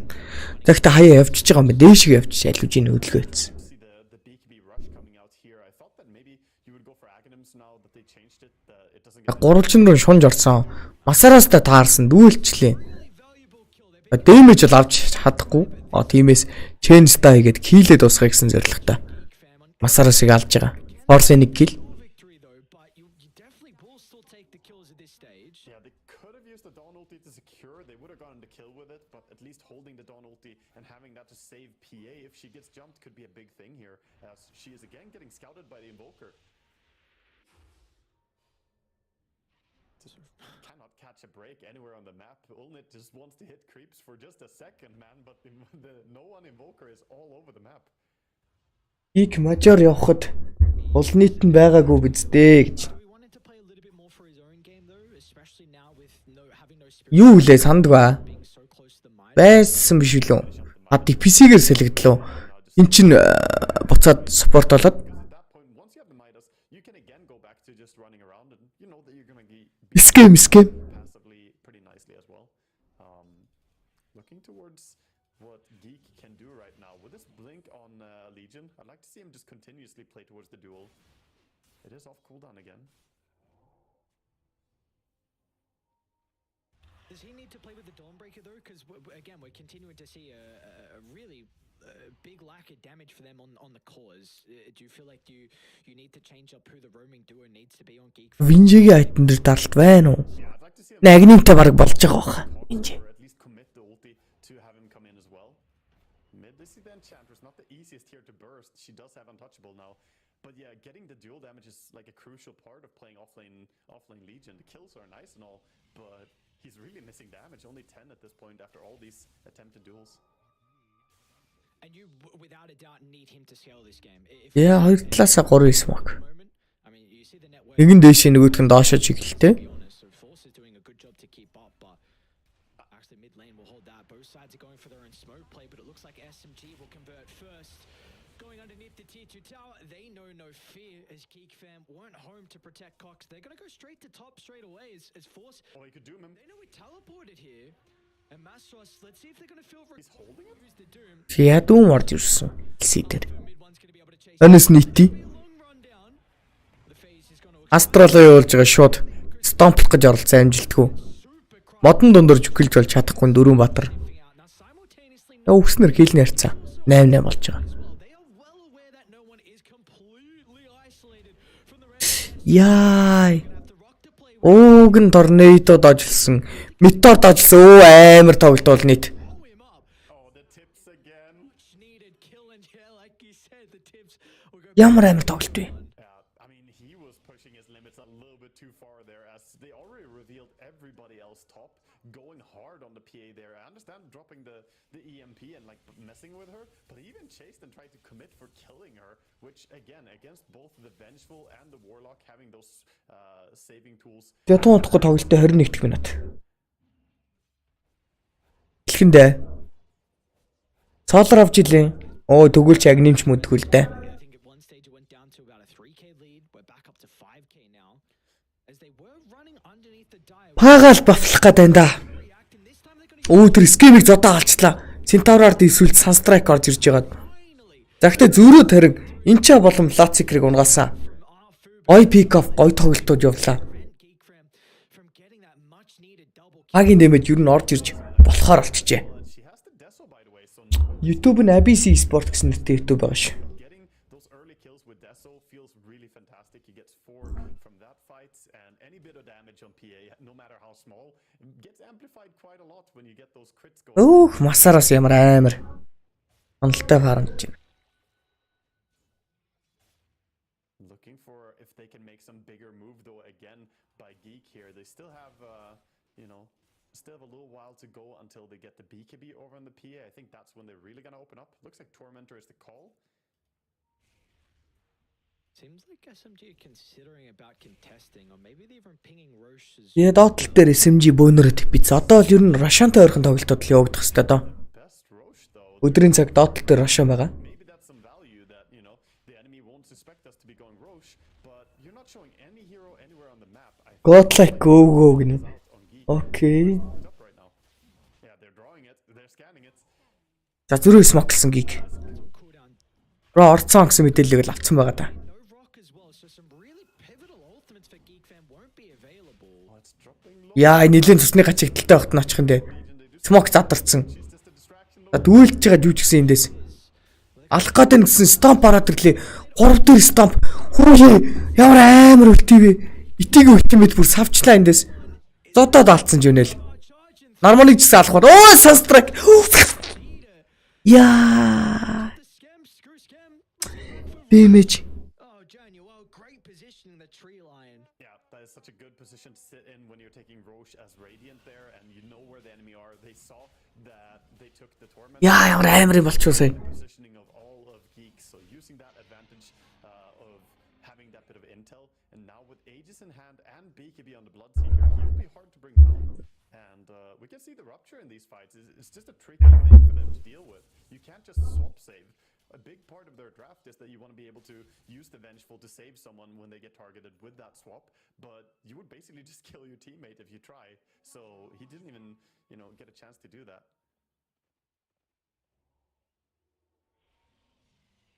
That's the emotional damage боллоо та.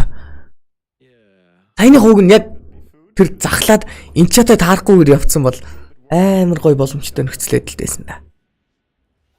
I would like to see early shard on the PA, by the way. Then she can burst the Ench like it's nothing, getting rid of that untouchable. Are we thinking about it after the BKB, or do you like that he has it queued up after the Scepter currently? I think it would be worth it after the BKB, to be honest, but I can understand him wanting the Ags. Look at no one, though. He's just running around scouting people.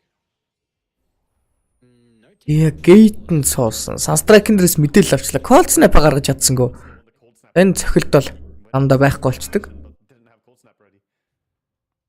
Oh, did they get a glimpse of him? They didn't. Well, they follow the impetus. Isn't there one flying across the map? Never mind, I thought I saw one. Top DD Rune has been spotted here. Bloodseeker gonna be Hey! able to take that. Maybe they will play towards the mid tier 2 with this. Huh? Remove Байхгүй болсон шүү. these important structures or Намайг зөвхөр байхгүй болчдөг шүү. Өөцч. right now. I think they're just trying to hold Хай хай. until they get BKB on PA. So don't see Өн энчагийн нэг цохилтыг ингэж хоёр тийш нь ингэж олхиулж гейтлж ягаад нэг алдгийн болоо алдгүй болоо үзэх юмс. Тэгээ нөгөө чиг гейтлсэн бол тун ивгүй бас. Хэрвээ үнэхэр зохичийвэл. watching no one run around. He's always just trotting around, like now he's moving towards bottom. Like, let's see who I can mess with today. Ooh, own it. Dude, what's going on, man? Oh, he got vision of the Warlock now. He could maybe run him down. Warlock is not very fast here, getting chased. My God, run scare. Oh no. Яскимиг барьсан. Dude, this is a wild game. You get the kill in the end. I mean, meanwhile, your mid tier 2 is getting beat up. Харин тийм глоб шотлтаа гэхдээ байхгүй болчдөг ш. Masaros ended up Сони юм аа. blocked so much by no one. He was running behind him with travels on the Doom, so trying to get past him, but I don't think he saw that he was getting body blocked. And yeah, I don't know. They just get juked by Scam. He finds a little corner and TP's out. Max range damage дээд юм уу? Окей. And all this, they're continuing to try and set up bottom with this cliff ward, but it just means T2 tower goes completely uncontested. За 7K network delete. Ерөнхийдөө бол H expire болоход 2 минут дутуу. Голоор акшн хийж хооронд доотлол төр нөө ганцаараа явж исэн. Гой мэдээллийг бод Нарманы swap initiate бол маш өндөр амжилттай байлаа. People do so. SMG мэднэ байхгүй. Have to see that a little bit more often as well, right? With Narman using the swap aggressively, За XD-дэжсэн тэр вар заасан байгаа том гурвалжингаа бол сахиж үлдэнэ гэж not use it defensively. үзэж байгаа юм байна. I think for him, the plays in these upcoming fights might be for him just to suicide in instead of trying to wait for the perfect. Улнэт яалтчгүй энэ 3 item бол заавалч хэрэгтэй байсан. Quickly, or Агнины хойноос явж байна. if you lead with like Legion Commander, you could even just try and swap Bloodseeker or someone into an annoying position and lower their damage output that way instead of swapping the target that gets ruptured. But yeah, the Venge, he has the Solar Crest and the drum, so he can really amp up the damage now. They have the BKB ready on the PA. They've got the BKB ready on the Legion. I think this is a great go time for Geek to just start making moves. They even have the BKB on the BKB авахгүй. Эхэлж агны авах нь зөв. absolutely fantastic. Энэс нь баг BKB авах шаардлагатай юм дөө. BKB хэрэггүй гэж л бодогдоод байна надад бол. A little bit and then have a fantastic opportunity. Нэг фаа бол BKB авахгүй ахаар л. Патер BKB авахгүй байж болдоггүй энэ төр гэсэн. Одоо яаж харж байна. Моментийн тоглоом хэлөө. Very aggressive. Энэ тоглолтын дээр гол нь өөрөө BKB-тэй байсан ч ил харагдах юм бол Doom Rapture гэдэг маш том контрууд байгаа дээ. Тиймээс ер нь бол Using it to clear out all the vision so they can even smoke this. харагдах юм бол шууд алаал буцаал зайлаад байна гэсэн бодолтой байх хэрэгтэй дөө. They drop a ward inside the base. General will glimpse of him though. Mastro's got the blink ready to reveal. This is scary, taking a fight so deep inside their base. They even see Naman. What's going on? They're getting dragged everywhere. They saw Force. They sunstruck for vision, saw the Legion commander, but he blinked into tree line, TP'd out quickly, so good reaction there. But now comes the smoke. This is the move. Aegis is timing out in 5 seconds, and triple BKB online. Ziyad expire болж байгаа. Өрөө smoke. Өөлцөн ихний дарагд энэ чаа.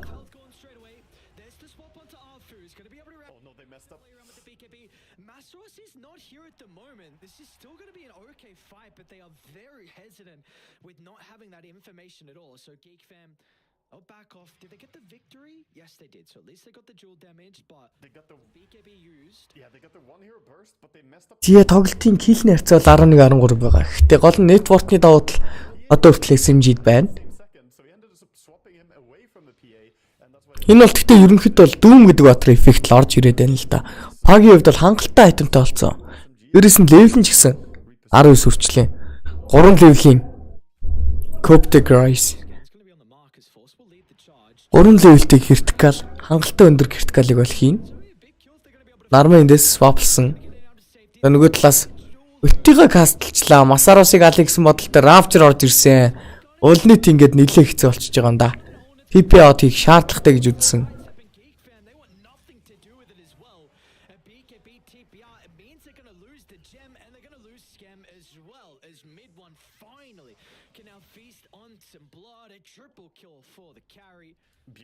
Casualties for SMG. Beautiful damage output there when he has the shard on the Bloodseeker as well as the Mjolnir. He's just shredding through these tanky heroes. You have a lot of sustain, but the moment that he goes in and focusing the Doom is a bit of a trap, right? You think that maybe Doom can be a good target to burst, but that means that you commit your stuns, you commit your spells, and Bloodseeker just has a free field day there.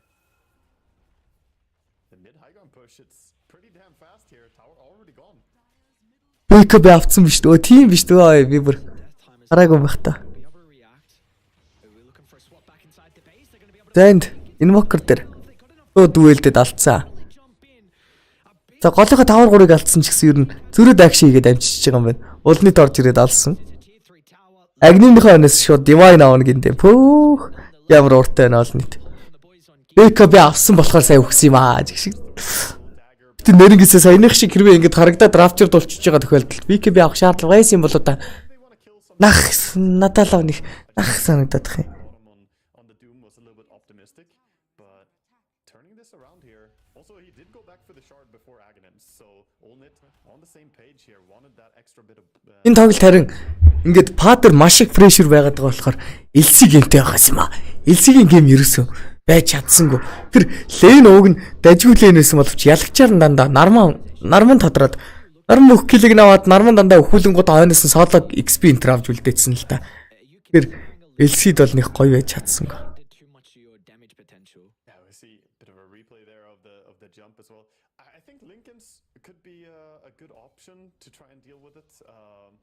Even if you lose some damage potential, it is good, but I think just rely on the Aghanims. Like we can see Olnit's itemization here. This is what we've seen a lot on PA. I don't know if you saw the same in Eastern Europe as well, but just Aghanims into early rapiers, even when you're not in a super losing position, or even when you're ahead in a game. People have been going for rapiers on PA and just, you know, Нөөнд 2 wisdom шахаж. form of fear seems to be the most rewarding way to play her. 17 18 үргэж байгаа юм байна. Time in Dota where we had the rapier true strike. Oh my god, yeah. People going like when Blood Seeker Aghanim-тэй болсон. because we got to smoke out from SMG. Blood Mist гэдэг скил гарч ирж байгаа өөрт нь. Straight away into the triangle. Харин Invoker-аас л болсон байх л та. Moment they're gonna have a haste to work with true. Тэр ч тодорхой л та. This over. Yeah, so give it to Invoker. He's chasing, leading the way. The PA has her Aghanims coming in, so she's gonna be За хамаад баг өөртөө мэдчихэл байгаа. just standing here on top of the spot. Oh, they scout out the Roche. And they see Narman. They also might run into. За тэнд пат харах гээд байна. Ядж яхад дийлгүүгээд байгаа. He's giving them so much Пагийн нөгөө нэг гарч ирдэг хүрэн жижигссэн. intelligence on Geek. Баригдахгүй голдон зогсоод энэ ямар амар эрсдэлтэй. Ямар амар эрсдэлтэй юм бич тоо. За нармантай таарсан ч өнөөл бодолтой зогсцсан бүр юм болоог юм шиг. Oh no, they're losing Scam as well. Нарманыг бол алчиж байгаа юм байна. ити жемтэй тарагтаа дахиад хайж ийсэн. Дахиад хоёр спорт алдаад kn1fe-ийнхэн бол зүхтах шаардлагатай болсон. Dawnbreaker дэшигээ буугаад дээдлэг хамгаалж байгаа юм байна. Зарим PLC 2 бол цуг гүйж байгаа. Энэ хоёр бол PLC болохоор хоёр батар. Масарасыг уг нь харсан дайлси. Доошгоо гүйсэн бол дүүлдэг гэсэн бодолтой байсан боловч ингээд гүйчлээ. Solar Guard нь орж ирсэн. Гэсэн ч гэсэн Crimson Guard арцсан байгаад их юм.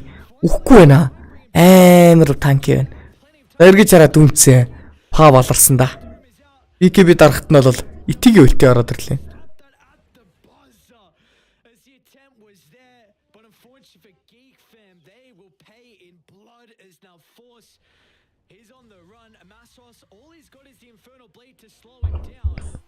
Chasing after here. Doom has to be careful not to overstep. Swap is available. He is overstepping.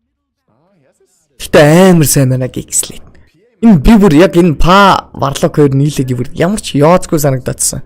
Стил бас амар л байдаг юм байна. Хоёр слоутэй болохоор потолон дээрээс шууд апхэвэл тавиал. Даагэр шидэл. Гэтэ энэ гейм бол одоо ингээ шансгүй болсон баха. Энэ гейм ер нь над тоглолт эхлэхэд л шансгүй санагдчихсан. Яриадсан юм чи. Эндээ.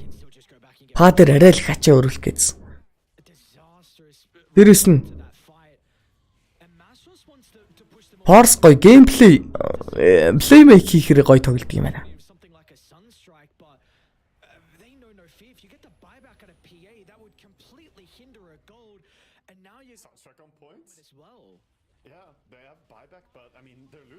Зэголын авцсан доотлын авцсан дээдлийг авснаар мега крипс болж байгаа.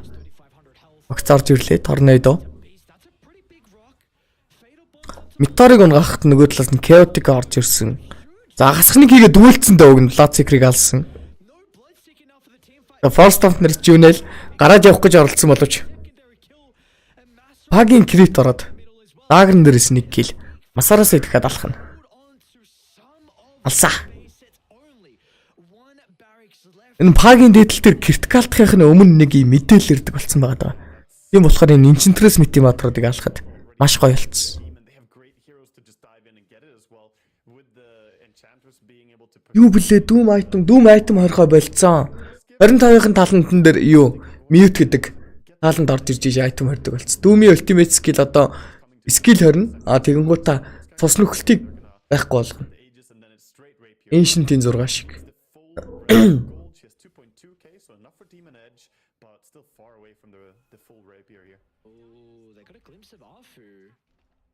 Can they reach him with a blink? I think they might be able to. Wave a tear up in 5. They can continue to hunt, but this is wasting some valuable seconds though from them getting Roche. Яахфу. Орстафн дээрээс амьд үлдсэн. Дээдэл төр дүүл орж ирлээ. Dollar Garden. Fortune зөхөд Rax авснаар бол Mega Crips болж байгаа. UTP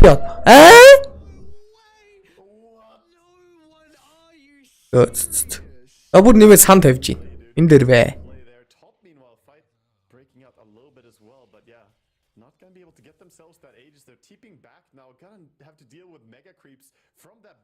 За Geekslate, Geek Farm.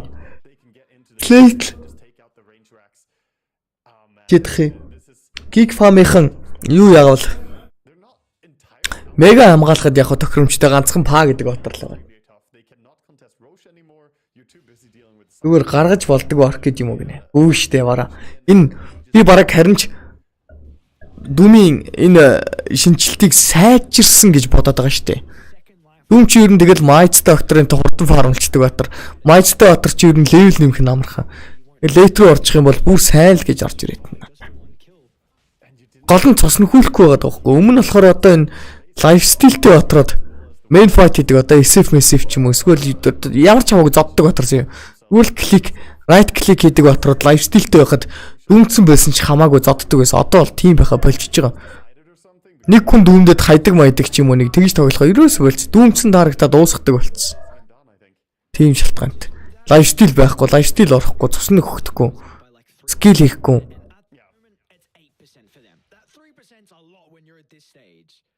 Exactly. It's very unlikely here. The push is coming. They're looking for a clean initiation, putting some high ground wards. Again, is it the potential swap back into the duel deep inside the base as Mastros is going to start? Doesn't even really use too much and gets a BKB out of Cox. That's a cheap BKB force right there, and then a tornado combo onto Legion. Trying to do the same thing there. Holds his BKB though. Yeah, back. I bought another Зягалын тавар дөрвийг нь зөхиод эхэлсэн. rapier. Final fight, just wants whatever item he can get.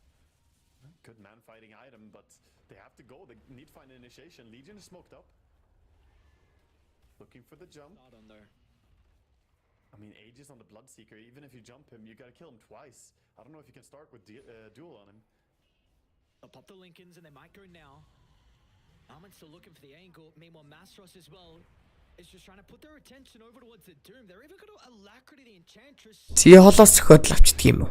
Ингээл авчдаг юм уу нэрээ? He's just pushing. Ингээл гаргасан. Oh, Rupture instead. Box is ruptured and they can commit. They know he doesn't have a BKB.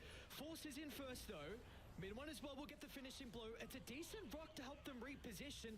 Ярдл дээр нь Bloodseeker-ийг нэг алсан. Гэхдээ эйзтэй. Actually going to be the most valuable thing for Төрөөд байлдах боломжтой. Swap-лж байгаад оруулж ирж байгаа Invoker-ыг нь алчиж байгаа мэн ууг нь. За power-д ирсэн. Ууг нь саагуулж ин да. Анч BKB-нд дуусчлаа. push SMG out of the base. The backing up. Nuclear Fire. On SMG. Юнэл дээр. Looking for the jump, but has to get rid of the catapults first. Oh, bench is low. He jumps in. Oh, he's going to go for it. Not enough though. Rupture's still down, so they won't be able to punish Onet from going in aggressively. Cox is down on the low ground too, but it's not going to matter. And wow, it looks like they'll live to see another day, but it does mean though that Onet once again has to build up towards the rapier. Yeah, I mean, gotta go back and keep trying to get this one win condition, try and get some massive crits going here, but it's so tough, man. These fights are very, very complicated already, and that's before Doom adds Yeah. a fighting item. He's going for a BKB next. Тоглолтын 40 дэх минут эхлэх гэж байгаа. Mega creepy хамгаалсаар байна. And even something Geek Farm. later on would be very tough to deal with for the other lineup.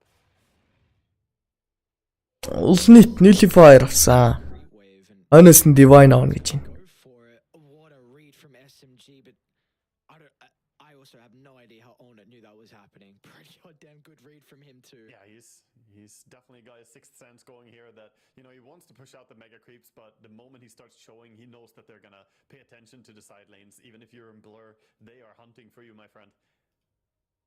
They're still hunting. Right, we'll see the spirits for this time. He might go too far in. Yeah, they can see the spirit triggers when it walks onto him, even if it's blurred. Okay. And she's back. Зя Cox дээр орж ирээ зодж ирсэн swap-члаа сая. Бүр холдуулчлаа attack range-ийн. Cox дээр маш өндөр damage орж ирсэн. За зөөрөд mid-one орж ирээ зодчихж байгаа. Agnim асаадсан. Blood Mist-тэй тарагтай хайгаад олж чадсангүй. EKB дараа төв зөксөн. Forte дарагдсан зөрөөд хүн алыг гэсэн бодолтой дүүмэн дээрээсээ ол цохилтууд орж ирлээ. Киллиг нь бол юунэл авсаа өлнийд байсан. GG guys. Watching no one in his player camera. Yeah. Happy after that game. You can see him sitting there smiling a little bit, and I think he had a lot of fun playing his invoker in this game as well, man. The backdooring there for the final lane of Rax getting the mega creeps, but also just his playstyle. He was being such a thorn in this PA. Зя түрхлэж байгаа. Энэ хоёрыг сонсож байна. Yes юм. Where she's farming. Props to Geek though. I mean, I think that they really did the best they could with the situation they were in. We see some of the highlights here from the game. What? Did I just see Warlock dancing? Oh, I see. It's a back. A moonwalking. There's a lot of moonwalks going on. These are pretty good highlights. This is too dank for me, man.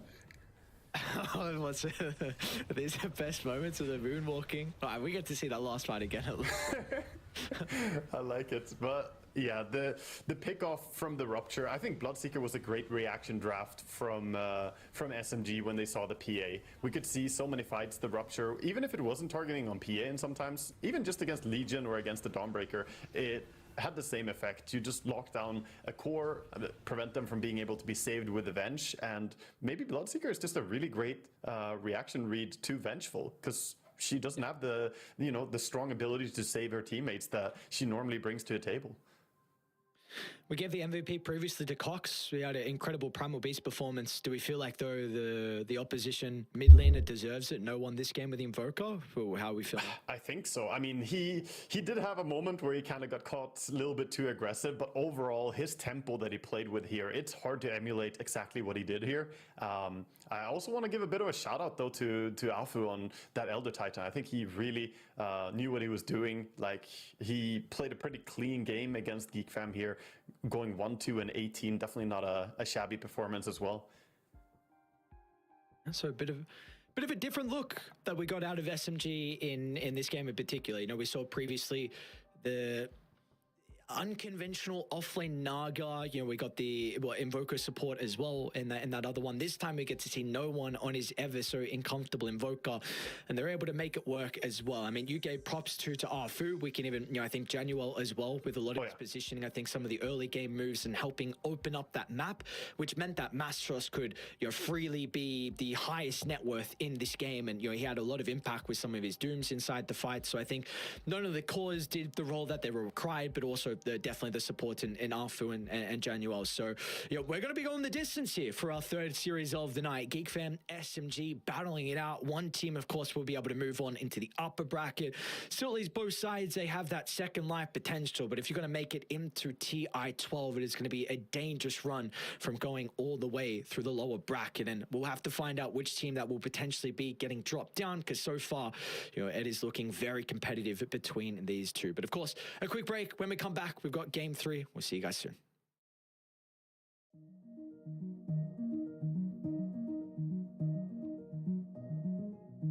Every day for 3 years, a secret team met across Europe to hack one of the most technologically advanced cars in the world.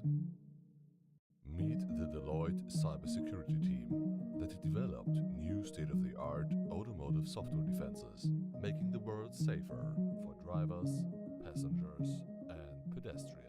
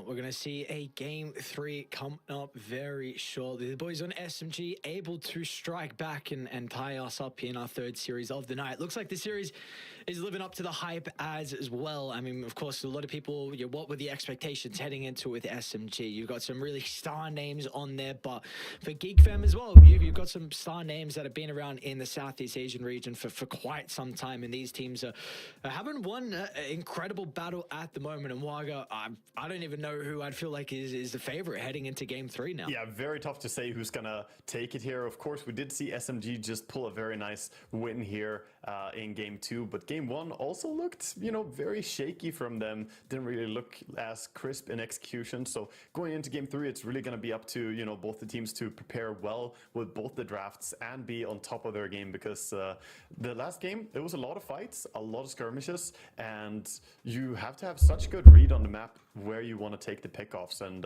that's why I think in last series was ultimately what SMG got a little bit ahead. They used that invoker to scout, and they got so much advantage from just being able to find the opponents, where kn1fe, maybe it's a little bit back to the draft. Maybe the Legion and the Dawn was struggling a bit to function in the same team. We'll see if they go back for something similar or do something different this game. 10 seconds remaining. So, I'm also, again, trying to remember. We had the Venge as the response from kn1fe, and... Yeah, the Enchantress was first pick, right? I think. Okay. And the Venge came out early as well. That Enchantress got a lot of value. I wonder if you want to exactly go for some respect ban here, because that seemed to be very problematic. Their tier 1 towers just disappeared way faster than they would like, and when the map opens up, that's when those ganking heroes can really thrive. So they're gonna ban it out in the first phase here. Alright, will actually be SMG, the ones going down for the Vengeful Spirits. So let's see what the response is going to be. I mean, we were both very impressed kind of with what the Bloodseeker was able to do. I can't imagine that's something you're looking at already. And we will get the Nam and Rubik. So definitely one of his more comfortable heroes, without a doubt. And you'd probably say a lot of the Venge abilities feel pretty nice to steal as well with the Rubik Wave of Terror at midnight, the Magic Missile with your cast range. So I don't think you complain about anything there. It's so nice. Like every single ability just feels amazing. And if it's Comfort Zone, then it's a good opening as well. Sorry, I cut you off a bit there. I was going to say, what do you feel overall about like the Rubik hero as just in general at the moment? Because I know there's some people have kind of different opinions on where they feel this hero is currently positioned. I think it's a non-telling early support reveal, and that's what I've seen a lot of teams do. Like you pick the hero, it doesn't really give too much intel for SMG here, like what kn1fe are actually going to be doing. And if you have a player who is like a Rubik spammer, then I think it's in a good spot. Overall, I don't think it's necessarily a Rubik patch or that we should be seeing a crazy amount of Rubik start getting picked up, but the players who are experienced with playing Rubik in a lot of scrims and tournaments before are not shy to take it and as an early pick to kind of shelter your team from revealing too much info early. Okay. Well, so far we saw the previous game, Gyrocopter was banned out in the second phase. We'll see if that once again is going to be the case here at the moment, because of course either side is definitely going to be looking towards that. Yeah, we also haven't seen Razor banned out, a hero that, also could be making an appearance. I've seen him be quite successful in a lot of high-level EU games as well, and was played quite a bit in South America, so it just feels like a good hero in the patch overall. And if you want to go for Gyrocopter, Razor could always be a nice response into it. Yeah, I think Eastern Europe Razor was always first phase banned as well. It was pretty much China. So AA into the Gyro, which we have seen as... Do you agree currently with the current state of people addressing Gyro with trying to deal with his satanic lifesteal? Because that's pretty much seen at least one of the main ways for me. China at the start was like morphing into Gyro, but now a lot of people are feeling like AA is like one of the bigger ways to deal with him. Yeah, I think he's really good. You could also go Doom, which they played last game. It's, a hero that honestly is quite good at dealing with Gyro. Just slap down the Doom on him and he can't heal for the duration. The problem is he still pops that BKB and it can be, difficult to win the man fight against him. But if the Satanic can't heal them up and you have a good core to just jump in there and right-click him, you usually have enough to take him down. 5 seconds remaining. see if SMG want to go back into the Invoker or not at the moment, which we saw, of course, the previous game. It was that ET Invoker in the second phase. So if they're feeling anything a little bit different. Yeah. We get the Phoenix. I have a very high opinion on Phoenix at the moment. I think this is an incredible support. I don't know if you also feel the same. I agree that Phoenix is like honestly underrated. I think the recent changes that just made everything tick faster makes Phoenix feel so much better than before when the damage used to tick very slowly. Now it's not really about a big damage increase, but yeah, overall the hero is probably a little bit underrated because I don't see many teams rely on it. I guess there's a downside you could say that, you know, playing Phoenix into Gyro, he can focus down the egg and Flak will still hit the rest of your team. So he's a pretty good hero for going for the egg. But I like the potential to pick Phoenix with ET. This is a classic two-hero combination where you basically drop the egg and then you use the Ancestral Spirit to stomp anyone who tries to commit and crash the egg or crack the egg. So yesterday, earlier today, the Phoenix was picked up and it was an instant Snapfire response. Which I can't remember if that was the Execration series. No, I think it was the Spawn UDV series we saw where, yeah, Phoenix was first pick and then Snapfire was addressed. So we'll see if they wanting, in general, if they feel like they need another way to deal with the egg. Because currently SMG, very strong team fight. And, well, this is an interesting way. We're going to get the Marcy now, which is a hero I've not really seen too much with the new sidekick change. Marcy Gyro is disgusting. It's actually really, really strong. I wonder if it's going to be a core Marcy or if they want to run a 5 Marcy, because 5 Marcy with Gyrocopter is no weak pairing. You basically have free lifesteal, so you don't need to go for the early Morbid Mask. You can go heavier into the early DPS, get the Power Treads, Crystallis, Aghanim Scepter, Rush. And also, it gives you an option to deal with the egg. You talked about the Snapfire for the burst of the egg, but Marcy with the ulti can do the same thing. Yeah, it costs you a little bit more, but she's definitely fantastic, you know, being able to just crack it really fast. And they're going to be the ones to take up the Invoker now as well on the side of Geek Fam here. Radiant team ban.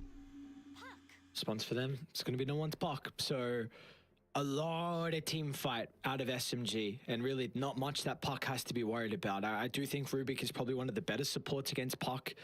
All your abilities are great to steal, Orb to be able to farm and be a bit of a nuke. Silence, of course, for the extra control versus, but instant stun and telekinesis really makes it a little bit tricky. But that is it. That is the only thing that no one has to be worried about currently. So is this going to be... I wonder who's going to be core out of the Venge, ET, and Phoenix here. I'm not sure what SMG prefer. Is this gonna be like a core Phoenix lane, or if possibly even a core Venge to try and get that Aghanims a little bit earlier and be able to, you know, play around that. юм хийсэн тий. За драфт юугаар эхэлсэн байна? Рубикээр эхэлсэн байна. За тийг нэ. Нарманы Рубик орж ирэх нэ. Which one is gonna end up be the pos 3? Aviat Rubik.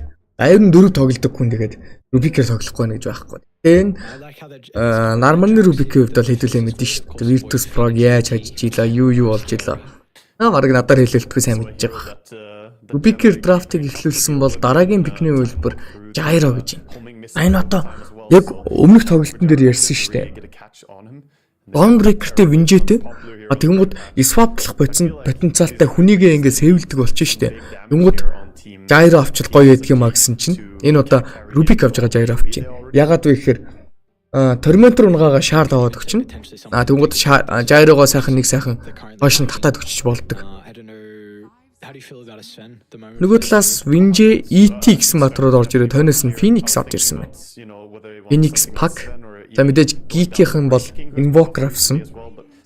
Авлагдсан байгаа баатар. За харин matchup-ын хувьд Pack нь Invoker-ийн скилэнд орохгүй болохоор Pack нь илүү тухтай.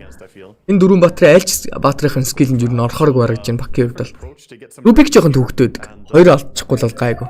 Хоёроо алдчихвал маш төвөгтэй болчих. За тэгэнгүүтээ Pack дээр нэмхэн Row Ranger гэсэн баатрын сонголт орж ирлээ. За Gyro гэдэг баатар нь яг Ranged баатар юм уу гэхээр бас attack range тийм ч холдоо биш. Тэснэ Ranged биш юм уу гэхээр melee баатруудыг бас зайнаас холгочдөг. Айгүй төвөгтэй баатар. Гэхдээ энэ баатрын өдөөс Row Ranger гэдэг баатар ялчгүй Win матчапын хувьд бол яг Win талд нь байдаг. Yeah, I like the arena here. Arena Matchup бол хамаагүй илүүтэй гэсэн. the puck and the Drow Ranger could be Good. a lot of safety for your team. Дөрөв орж ирсэн байна. I like Marcy as a 5, honestly. I would say just have her be a 5 and run together with Gyro and get yourself something on the offlane here that you can kind of rally around. They could even go for something like a Legion commander themselves here in this game. I mean, they played it last game, but I didn't really like the combination of the Dawn and the Legion. Felt like they were lacking damage. But now, having Marcy in your team, having Sunstruck possibly from the Invoker, I feel like there's more options. And you get another nice catch on the puck, right? If you ever get telekinesis, you can follow up with a duel. Pretty quick takeout. I don't know how much of a deterrent the puck coil is, but Зя guys. if you want to go really crazy, Centaur is a potential. Энэ сайхан тоглолтын нэг сайхан share хийж идүүлээ. Тэгээд Цэнэглэлт таталтай хэлгэрээ.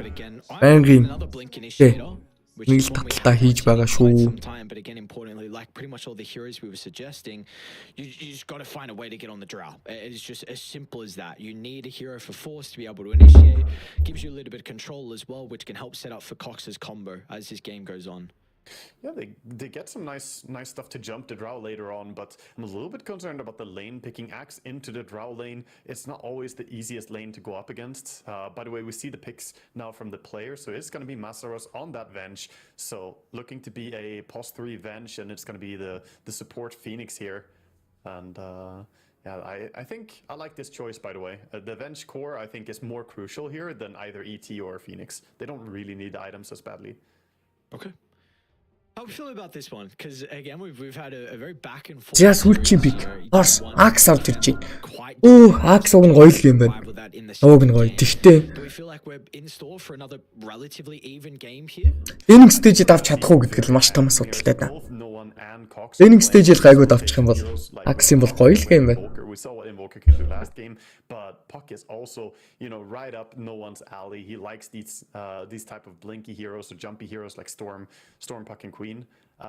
So we could see a real brawl here, and I wonder which team I favor going late game here. Even it's a little bit tricky, but I think I would say I favor kn1fe just a little bit off of having that Marcy plus Gyro combination. It scales very well. Okay, yeah, that's for me. I have no like. Харин Doom-ийн тухай дөнгөж төрөх үг нь ярьсан юм. Doom ядаг болцсон. Фил дардаг болцсон. Item дардаг болцсон. Going to be able to shape up at the moment. I don't know how potent it is. I've got to take your word for it and see what they're going to be able to do out of kn1fe, because a big thing for me is just the potential in SMG with how scary their team fight can look. And with that being said, kn1fe, they've got pretty scary team fight too. A lot of it's going to be dependent on how big of the axe scores we're going to get out of. Item дараад 25 дээр item дарахын болиулаад мьютлдэг болсон. Like man, if these eggs can. За нөгөөний пак энэ гейм чи пак дээр бүр контрол бүр 0 байгаа юм да. 0 бүр зүгээр л 0 байна. Аксийн Qual жоохон төвхтэй. Гэхдээ энэ хүн чинь биш дээ. Пакаар гарч ирэхдээ яаж гарч ирсэн бэ гэхээр Сладаар орж ирээд дэвсэгт нь шифтэлтгэрээ гарч ирсэн шүү дээ. Ямар тоглолт байлаа. Тэр баард бол баригдсан сая. Смоклоод ирэхтэн сая. Улаан цайн зооцсон. And you can be pretty useless for the first 18 minutes. Could that be a big window here for the Invoker to potentially rotate and like an early blink out of force as well to be super active? Yeah, I like that analysis, because honestly, the Venge, she feels like half a hero until you get the Aghanims. She doesn't really facilitate that many big moves. She doesn't pressure tower that much. Once she gets Aghanims, she is a non-stop goer. So maybe that's a power spike to play around early on here. We'll see how much they can enable the Invoker, who did go for the Exort level 1, by the way, which I have to say that I generally disagree with, but if they jump someone, they could add that 200 damage. Яандас хөө. Унаад эхлэх нү дээ. Амиг вислэн дээрээс. Strike орж ирсэн. Ансангүй. Юу вэ? Гарнатра алсан. Scam kill-ийг авсан. You really want to get those kills. That's now Sunstrike that might be on cooldown for the range creep, which we see very much used. За саяны kill-ний орлогон дээрээс Cox-ийн хувьд бол Exart Invoker болчлаа доо. Yeah, you want the first blood as well. When you're a mid invoker, you know, you spent that 175 mana, so you want to get something for it. Exort Invoker ер нь патчин дээр тоглохдохгүй байгаа.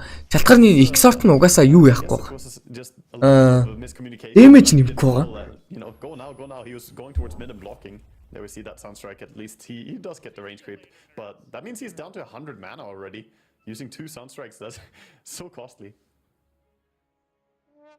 It is indeed. So, you know, game 1, MVP went to Cox. Game 2 went to Mr. No One. And like you said, these are both kind of mid laners that play very rotation heavy. I do wonder how different that's going to be now with the Exort Invoker on Cox and kind of what, you know, is 10 minutes is going to look like once we hit that stage. But lower ground дээрээс last hit хийхэд жоохон хэцүүхэн байдалтай эхэлж. Is this do they ramp up in power as the game goes on, or is this a pretty strong laning duo as well? It's pretty strong laning. They need to get sidekicked though. He skilled the Q on Marcy for the first blood there, which was a good idea. I mean, obviously they got it as well. But once they get a point in flat cannon and they get За киллний харьцаа 1-0 гээд Invoker гэхдээ 5-0 гэсэн last hit-тэй эхэлж байна. Нөгөө талаас 4-5-2-тай. Axe жоохон хэцүүхэн эхэллээ энэ да. they're gonna be completely fine. It looks like it's the draw backs out from the Phoenix-тэй 4, нөгөө талдаар Rubik-тэй Axe гэсэн баатрын сонголт. Скэм орж ирлээ. Ахфу эндээс хат хөл алж байгаа гэж байгаа ахфу. Нэлийн өндөр дэмэжийг авсан. Sunstrike амжилтгүй. Хоёр талд нэлийн сан тавих нь дээ. Уг. Амжилтгүй л болоод байна гэхдээ. Sunstrikes, I guess, but I mean, with the homing missile, you should be able to connect them, just not really getting them here. But yeah, sorry, this За зүр чараад станыг хийсэн. Клипэн дээрээсээ тарагтаа сонгож жагаад гарнатан дээрээсээ зодоод эхэлсэн. Скэм үсэрж орж ирсэн хараа өөрийгөө хөлтөр өгнө гэсэн чинь яг үндэ алсангүй. Масарос стана хийх гэсэн чинь харанхуулчлаа сая.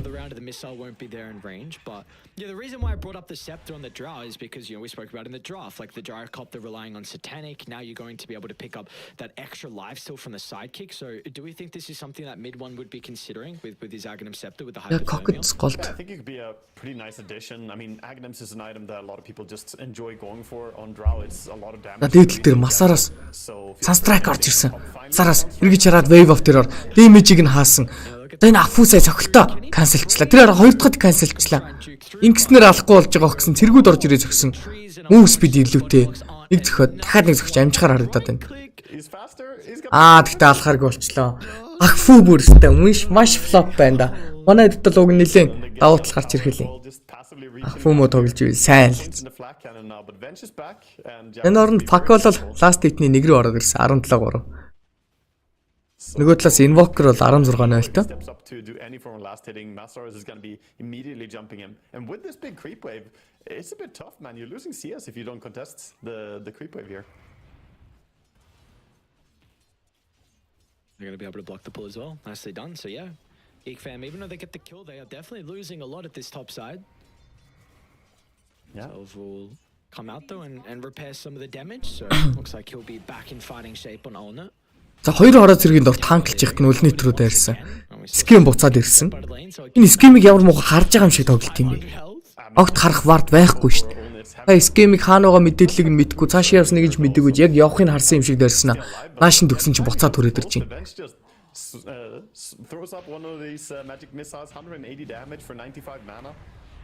Аста орж ирсэн. Скэмийг зодоо ална гиндэ. Алхал юм байна. Яа арай л олон зэргийн дор байсан. Энэ олон хороо зэрэг байхаар уг нь бол хороо зэрэг байгаа талд нь ашигтай байдаг. ET-тэй тоглож байгаа тохиолдолд эсэргээр ажиллаждаг. ET нь болохоор эндээсээ хоёроосоо damage цуглуулад move speed цуглуулаад сайхан гүйж орж ирээ зодчдаг. Тэр бол яг ET-ийн дархлаа муутайг болмоос л хүчлээ дээ. Okay, let's look quickly towards the other lanes because it's so mesmerizing the top lane. We get caught up in it. Bottom lane we see a lot of damage here onto Force. Force нэлээд тохгүй байна энд. Өөр өгөхөд өглөө. Nice read as well. They know that the Rubik has been leaving the lane always at this minute interval to make some stacks, which Narman has got plenty of stacks to Армарталта. Ямар их стак вэ? Axe стак л та. Axe эрт гарч ирж тоглох хэвээр. Том кампани стаклэгдсэнгөө. Axe эрт гарч ирж ижил энэ геймийг ерөнхийдөө бол авралтай болгоно. Axie хувьд laning stage нь lose. SMG just Бод lose заасан байгаа даа угаасаа. Драфтын дээрээсээ л угаасаа lane маш хэцүү гэдгийг хэлсэн. Хамгийн чухал нь юу вэ гэхээр тэр стака бүтэн авч чадах уу гэдэг л. Бүтэн аваад маширт дагер гаргах хэвээр. Маширт дагер гаргасан дээрээс дахиад нэмээд эдмэлтэй байх хэвээр. Цогтон тоглох хүн бараг л байхгүй дээ. Рубик цог тоглоод Sunstrike тавиад яг го гаргаж болох юм. Блэдмэл хүн. Хөрүүлээд блинк аваад тоглож болох л юм. Надад л тэр. Гейм. Уруу юм хийгээд тах шиг байх юм өөрөө. Ийм ээ сая бол арай л бодлаа жуудогийн их явчлаа.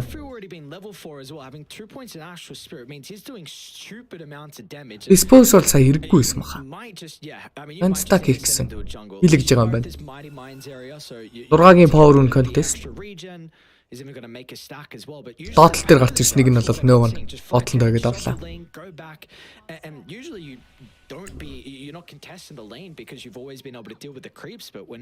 Dax баригдсан дээр одоо шууд жижигэ фармчж байгаа. Ингэснээр бол баг вангартай болж явах хэрэгтэй. Дээдл дээр Sunstrike орж ирсэн. 3 баатар дэмэжийг нууцлаа. Паки хөдөлгөөн амжилттай. Киллний харьцаа 4-2. Тэрд бол голд Invoker-тэй зурлалтахаар Invoker нь хоошоогоо татаж фармдаад байгаа болохоор хоёр зах руугаа тоглоё гэсэн бодолтой. Угаасаа ч Exort Invoker-ын султал өөрөө rotation хийж чаддгүй. Цайхан Sunstrike л авж өгнө. Тэгээ Sunstrike-ийн амжилтгүй болоод байна. Тиймээс хөдөлгөөнүүд орж ирж эхэлсэн. Цагаалтаа ирсэн байна. Хоёр брасертай Invoker яж байгаа. Бичплээд авах гэж байгаа. Яж яхад өөдөөс нь тоглож байгаа No One гэдэг хүн бол яг Invoker дундаа. Exort Invoker-оор нэлээд сайн. Бурхан дэнгэн бодохгүй. Хата арилахгүй. Actually took the hard stack, but it's completely gone. Axe made a move over and took the bottom camp there. Yeah, so they got it themselves. No steal was allowed there. As Puck was kind of busy moving over to the top lane. Чатад жижигсгүй жижигс. Even then, dude, like even after that stack, take a look at the net worth. 900, make it 1,000 difference between mid one and force down bottom. So even though he was able to get that big stack, it doesn't look like it's mattering too much at the moment. Yeah, and there's also 1,000 gold difference almost between the offlaners. The Venge out farming the Axe, having a. За 4 хойшоогоо суусан. Энэ хооронд бол Axe гарч ирээд жоохон тухтай баарсан. Midway 4 бол харин дайжгүй шүү. 4 нь бол дайжгүй шүү. 4 power нь бол дайжгүй сан. Secret байхад л тэгж санагдчихсэн да. Yeah, this is going to be an absurdly early Aghanims for him, and he's got great stats now. Axe Vanguard-тай болсон болохоор stack farmсан. Cold bracelet as neutral item, definitely the best in slot for him. Tier 1 department there. Үлчийн 73 юу лээ? 33 дээр баха. Stack хийсэн үн stack-наас зөвхөн мөнгө аваад зогсохгүй. XP-нээс нь бас хомсолдог болсон. Иймээс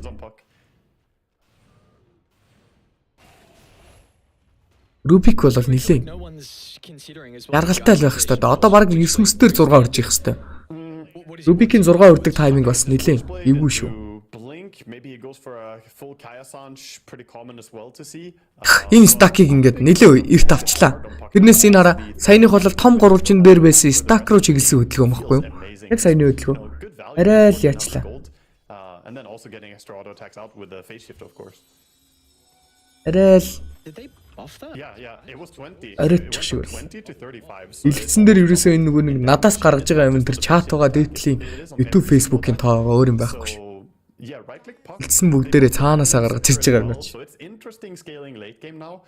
I've seen a lot of pucks go for actual right click builds with Aghanim Scepter, just destroy the enemy team. So if we go into the ultra late game here, I would say that's something they have in their pocket as well on SMG that he can transition. Нилийн чанга ярьж байгаа юм байна тий. As a whole, I mean, treads Witchblade with that Axe Shard, regardless if you even try and you look to go for some more right click. Улны ялчгүй laning stage нэлээд хэцүү байсан. Yeah, very intrigued in what the decision's going to be. Marcy-тэй lane хүчтэй байха болцсон. Maybe not lucky, but you're able to take Geek Fam's Tormentor if the next 5-10 minutes goes in. Өөр тэр нөгөө нэг байнгын they're continuing to want to scale, dude. Mid one he's going to лайфстайл өгж байгаа тэр нэг юу гэдэг скил үлээ дээ. Тэр нь л гоё байгаадсан болохоос Өөрийнх нь тэр үсрэх хүрээ мөрөө нь багассан, ер нь юм болгоно багассан. Марсын их амар хүчтэй байх байл. You know, been a little bit on the fence about Midas Drow really being useful, whether you want to have the Dragonlance and start making rotations. Speaking of which, the DD Invoker is coming up top to try and salvage. Asfalтлаа оруулаад ирсэн. Шууд өндөг задлаа.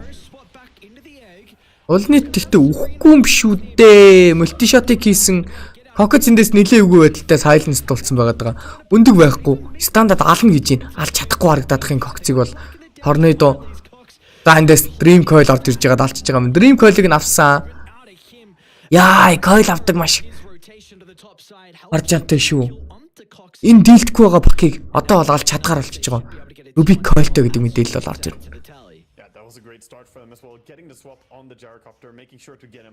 За дээдлийн таврыг хүчилж авснаар килний харьцаа 5-3. 4 кн1fe нийлээд. Тоглолтын 11 дэх минутанд SMG багт орж ирж байна. Ялчгүй нөө эффект яваад байна л да.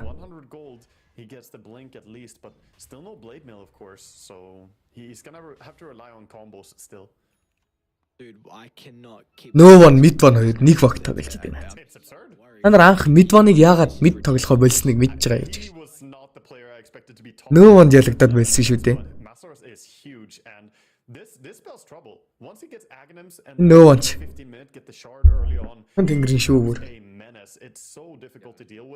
Хэдэн жилийн хугацаанд prime timing miming гэж байхчгүй энэ хүнд prime time май гэж аахгүй. Үргэлжийн мөнхөд л сайнараа л байдаг. Амар сонир. Яг олон жил болж байгаа болохоос нэг хөгшинч биш л дээ. Discord lag. Okay. I don't like seeing admin. Like I see that, I feel like there's something going on. I thought maybe someone disconnected, couldn't rejoin or something like that. Right, just some Discord issues, but yeah, back on this Venge though. He has like so much playmaking potential this game, right? Like you have your swap to potentially save from like the axe burst, because that's really the big power of Geek Fam, right? You've got jumping with axe with invoker follow up. You can even think about swapping the gyro into the middle, into an egg, or into an instant earth splitter from Fu with the drow ranger nearby, being able to right click. Him having all this farm is really going to open up the options of how SMG can play this game. Yeah, it opens up a lot of avenues, and what you mentioned there about swapping the gyro becomes so much more of a possibility, with gyro basically being on food stamps right now. He's at 3.7k net worth. Like, he's looking at basically half the farm of the Venge right now, and the drow of course being right up there as well, closing in on 6k. So he has to be so mindful about his position. And I'm gonna be honest here, I don't think Gyro can fall back jungle and just farm his way back into this game. I don't think he has time to do that. I think they have to rely on team fighting. I think they need to make moves on the side of Geek to start cashing in some gold here on these big bounties over on the side of SMG. We'd have to say, right, like if these first blink rotations from 4 Geek хожиход нэлээд хэцүү л байна тий. don't result in Mid one ч navigate байсан биз дээ. just like minus support kills. Ухаа. What is the game plan afterwards? Yeah, and at the same time, it's not the easiest heroes for an axe to gank. If you go on Venge, we talked about the problem with him respawning. He's going to have that Aghanims, very soon. If you don't gank him, he's only 950 gold away.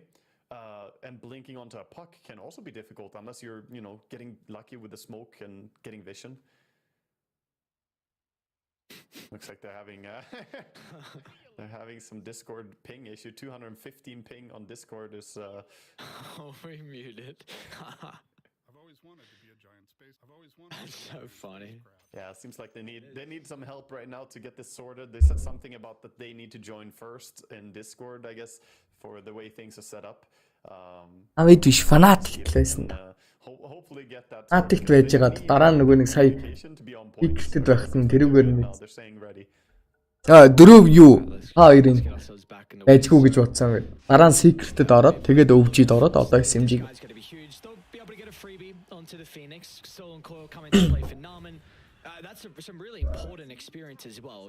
Анх бол Fnatic байсан шүү. Энд чинь Fnatic-ийн бүр яг толгой ориглоодын нэг юм шүү дээ.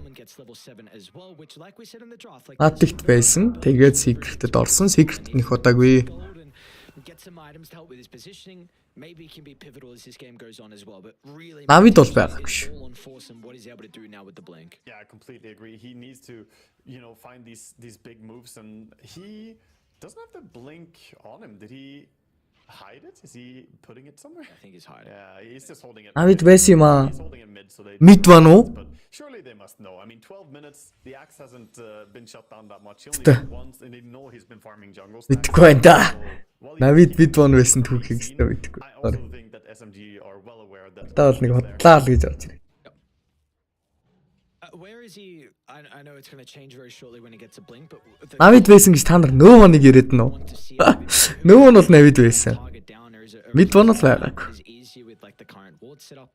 I think they just need to make moves towards this draw and get him. Like Venge is such a. Нөө нь хэрвээ нөө нь юм бол Right now this draw is just. Vegas квадрант анх байлоо. Тэгээд Virtus Pro-д ороод Virtus Pro-доо нэлээд удаж жагаад Gambit руу ороод хойноос нь Navi.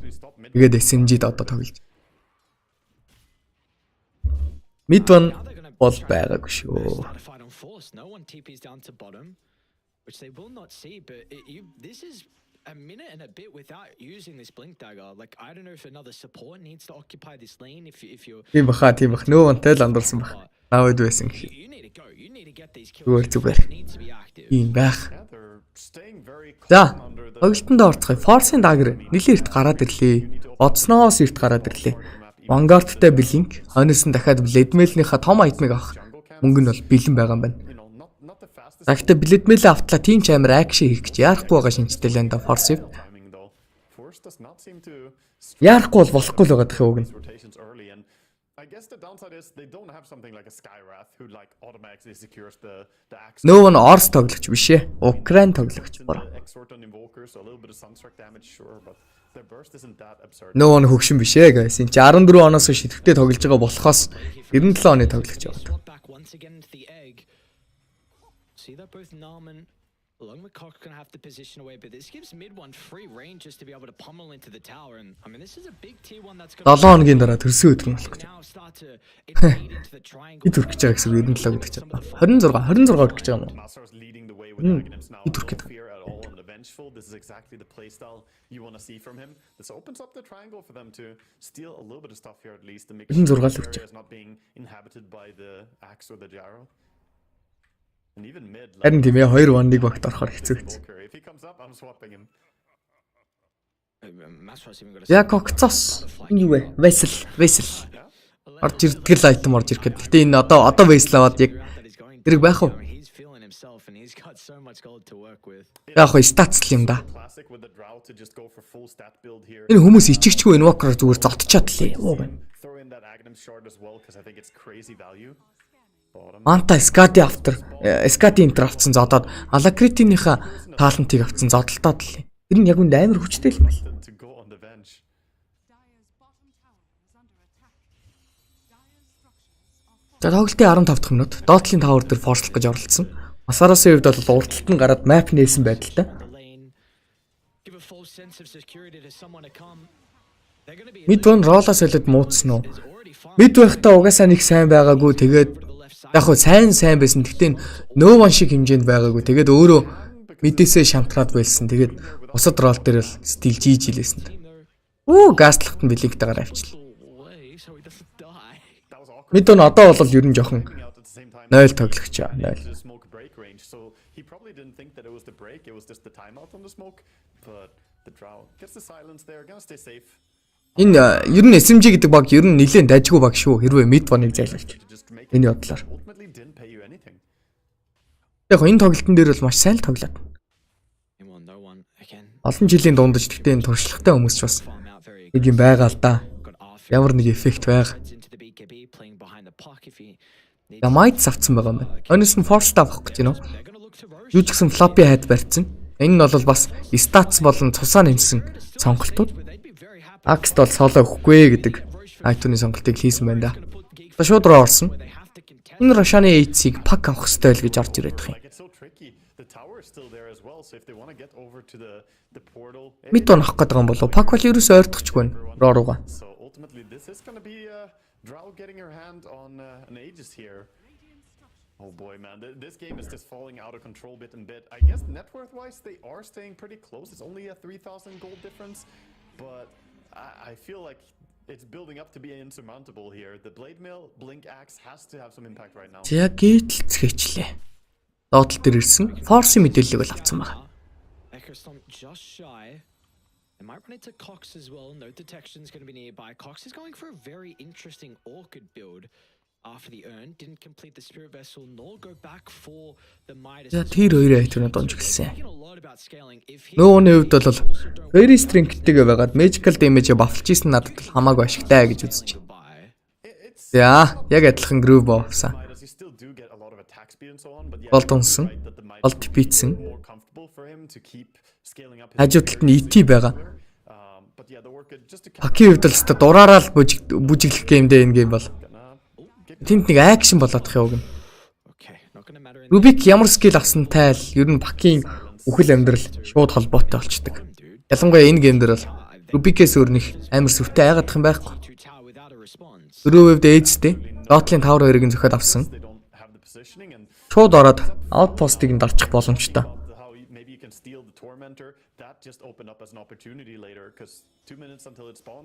Жайрогийн network ер нь тэнцүү байсан чинь хэнийг барахгүй явагна.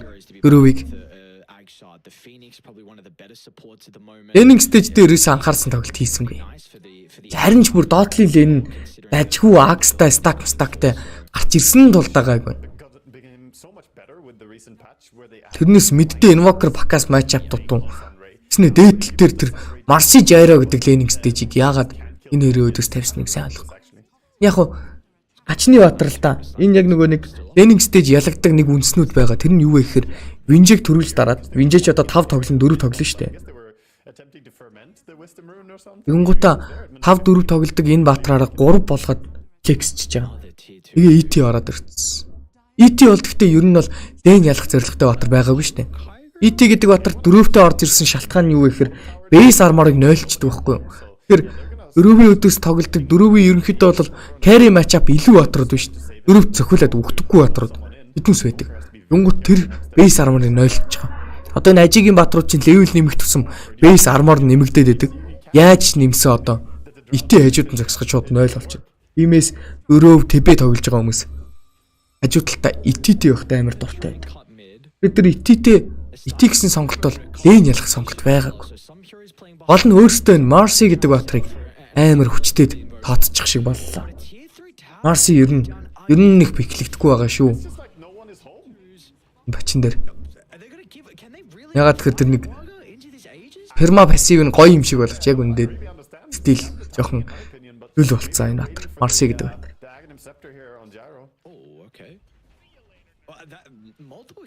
Нэгдүгээрт draft талдаа жоохон уруу явчих шиг боллоо. Хоёрдугаарт энэ эхний гейм ялсан шалтгаан юу вэ гэхээр Storm дээр маш их контролтой байсан шүү дээ. Энэ гейм баг дээр ерөөс контролгүй байгаа. Энэ баг бүрстэй яг л дураараа аваад. Тэр баг нь нөө нөөгээд хамгийн чухал. Өөр хүн байвал та дүүрчтэй. Тэнд Fade Bolt орж ирсэн. Хоолн дээрээс юу ч гэсэн нэг удаа Almond Lead-ийг ашиглаад алчлаа. За нөгөө нь орж ирээд Нарманыг ална гэж байна. Нарманса. Ууг нь Вейнийг рифттэй байсан юм байна. Ганц нэмэр болсонгүй да.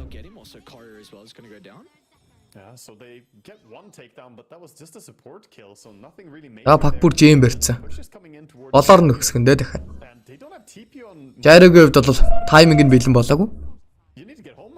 Тиймээс бэлэн болохоос өмнө сайхан ухаа авчий гэсэн бодолтой. Энэ нь бэлэн болсон ганц ч их хаалга. Үүндээ зогсохгүй ядчих энэ хараа 3 корн гуруула рейнжд батрууд үүндээ зогсохгүй салаа зогсчихно. Аль нэг нь колдоход нөгөөх нь сваплчихно.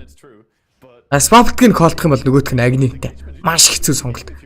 Энэ гейм дээр ганцхан юм хийж чадах Axe гэдэг батар байгаа. Тэр батар нь ингээд геймнээс гарчиж байгаа. Gyro айтемгүй, Invoker нь levelгүй. Энэ ч юу ч хийж чадахгүй байдалтай. Тоглолтын дүр зураг нэлээ хэцүү болцсон байна да. Ол дээр call down орж ирсэн. Тэгэд каст байгаа дахиад тоглолт байхгүйсэн баха.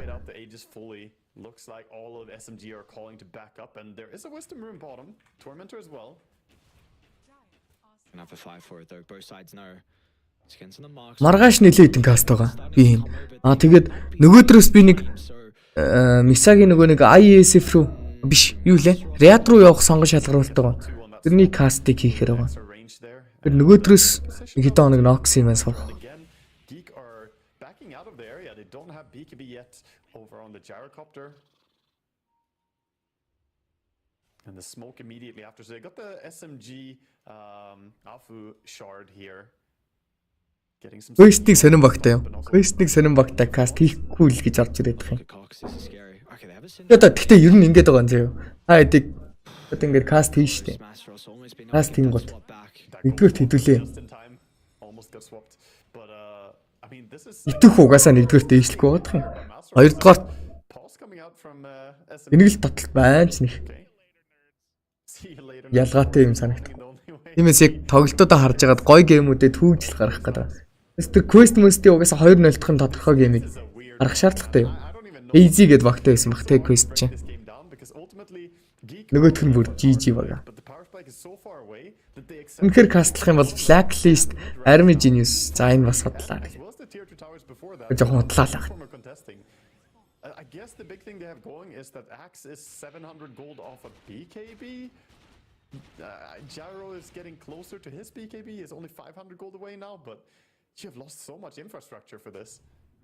Hit boom хоёр чинь Blacklist, Army Genius хоёрын дараа байгаа шүү дээ. Тэрийг бол харин хийж магадгүй хаа. Иймэрхүү тоглолт моглолт. Яг бүр тодорхой тоглолт бол яг одоо бол бас тийх хэрэггүй л. Оронд нь сайхан тоглож байна. Have both mid and bottom barracks gone. It's going to be much harder for Invoker to run around and look for pickoffs. They are Hello midnight. no one perhaps here. But with Phoenix, oh my god, no one! What is that, dude? The perfect timing. And now they're going to be able to get the kill onto Cox and look at the rotation. Yes, GameX swapалцсан. Нэгийг алдсан нөгөө хэд нь зогтаах гэж оролцоо. GameX swapалж авчирснаар бол хоёр батрыг унгааж байна. Тэгээд энэ тоглолтод дахиад нэг юм болсон guys. Юу болсон бэ гэхээр Cox-д Invoker өгдөг бурууцсан баг. Cox яг Invoker тоглодог хүн биш дээ. Cox-ыг бол Invoker тоглодог гэдгийг нь бол сайн санддаггүй. Тоглодог юм болов? Энэ ч уг нь өдөрт ор хаяж 20 тоглодог хүн л дээ. Cox ч. Аватар мод гэдэг нэртэй. Facebook дээр стрим хийдэг байхдаа бол өдөрт бараг 25 ч тоглодог байсан шүү. Баатар бол нэг голоод хар хүн биш. If they see the Dieterun though, they might just take down Drow, send her up high ground, and have the Venge ready to swap her back. Roche is gonna spawn in 30, so Aegis would be huge as well. So crazy we're in this position, and if you take a look at the net worth, own it. Зүгээр пачинд байгаа болохоор нь шууд 3-аараа дараад өгч чиг л санагдсан да. Хэлж мэдэхгүй л байна. Ер нь хэдүүлээ энэ хэдүүлээ бол одоо ингээд яг би бол одоо ингээд үзэгчийн хуваар байгаа болохоор community шүү дээ тийм. Community ер нь тоглолтын донд яг юу болж байгаа. Бол нарийн шир юмыг мэдгүй юм дөө guys. Зүгээр сайхан магадлал таамаглал твэхэл. Цэг тэгсэн ингэсэн гэж хэлэхэд бол хэцүү. Юу ч гэсэн тийм л мэдээлгүй тэр. Марси дэшээ гарч ирэх нь. Үгүй тайминг нь ямар муу таарчваа. Билэгтэд гараа авчихна. За бүр юу вэ? Хажуудалд нь очиж чинь. Сайн нөөвн мисклик үү? Жэмэ алдсан. Ой болж бүтгээд байгаа юм биш үү? Invoker buyback хийсэн, Junelиг аль гэсэн бодолтой. Junelиг бол disposion дээрээсээ Gyro алж байгаа double kill. Болж бүтгээд шүү. Байж байгаараа. Цагт хоёр талын зөмөрцөн байгаа даа тий. Яа ямар хэцүү байна. Огонч Gyro item-тэй болчих юм бол мега хамаагүй батал та. Is on the menu and the response, they're pretty quick coming out from SMG here. I still think that they're going to be able to easily fight towards Roshan and Geek. They need to just get the gyrocopter over there. You see the line being drawn by Olnit. He's like, I'm going this way. I'm coming. TI болохоор TI-ийн тоглолтуудыг бол бүгднгийн тайлбарлана өө guys. Энэ тэр тоглолт нь гихгүйгээр тайлбарлана. Юу вэ? TI чинь TI шүү дээ. Бидний баяр болох гэдэг чинь. Ярин TI-аас өмнө юмнуудаа амжилж гад би бас жоохон ажлууд байгаад. Дүүнэр хичээл сургуульд орох гээд гэр орон. Дээрээс нь нөгөө нэг цэнэглэлт таталтынхаа юмнуудыг хийгээ. Дээрээс нь бас юмнууд байна. leave this ward. Би жоохон бага үзэгдэж sorry.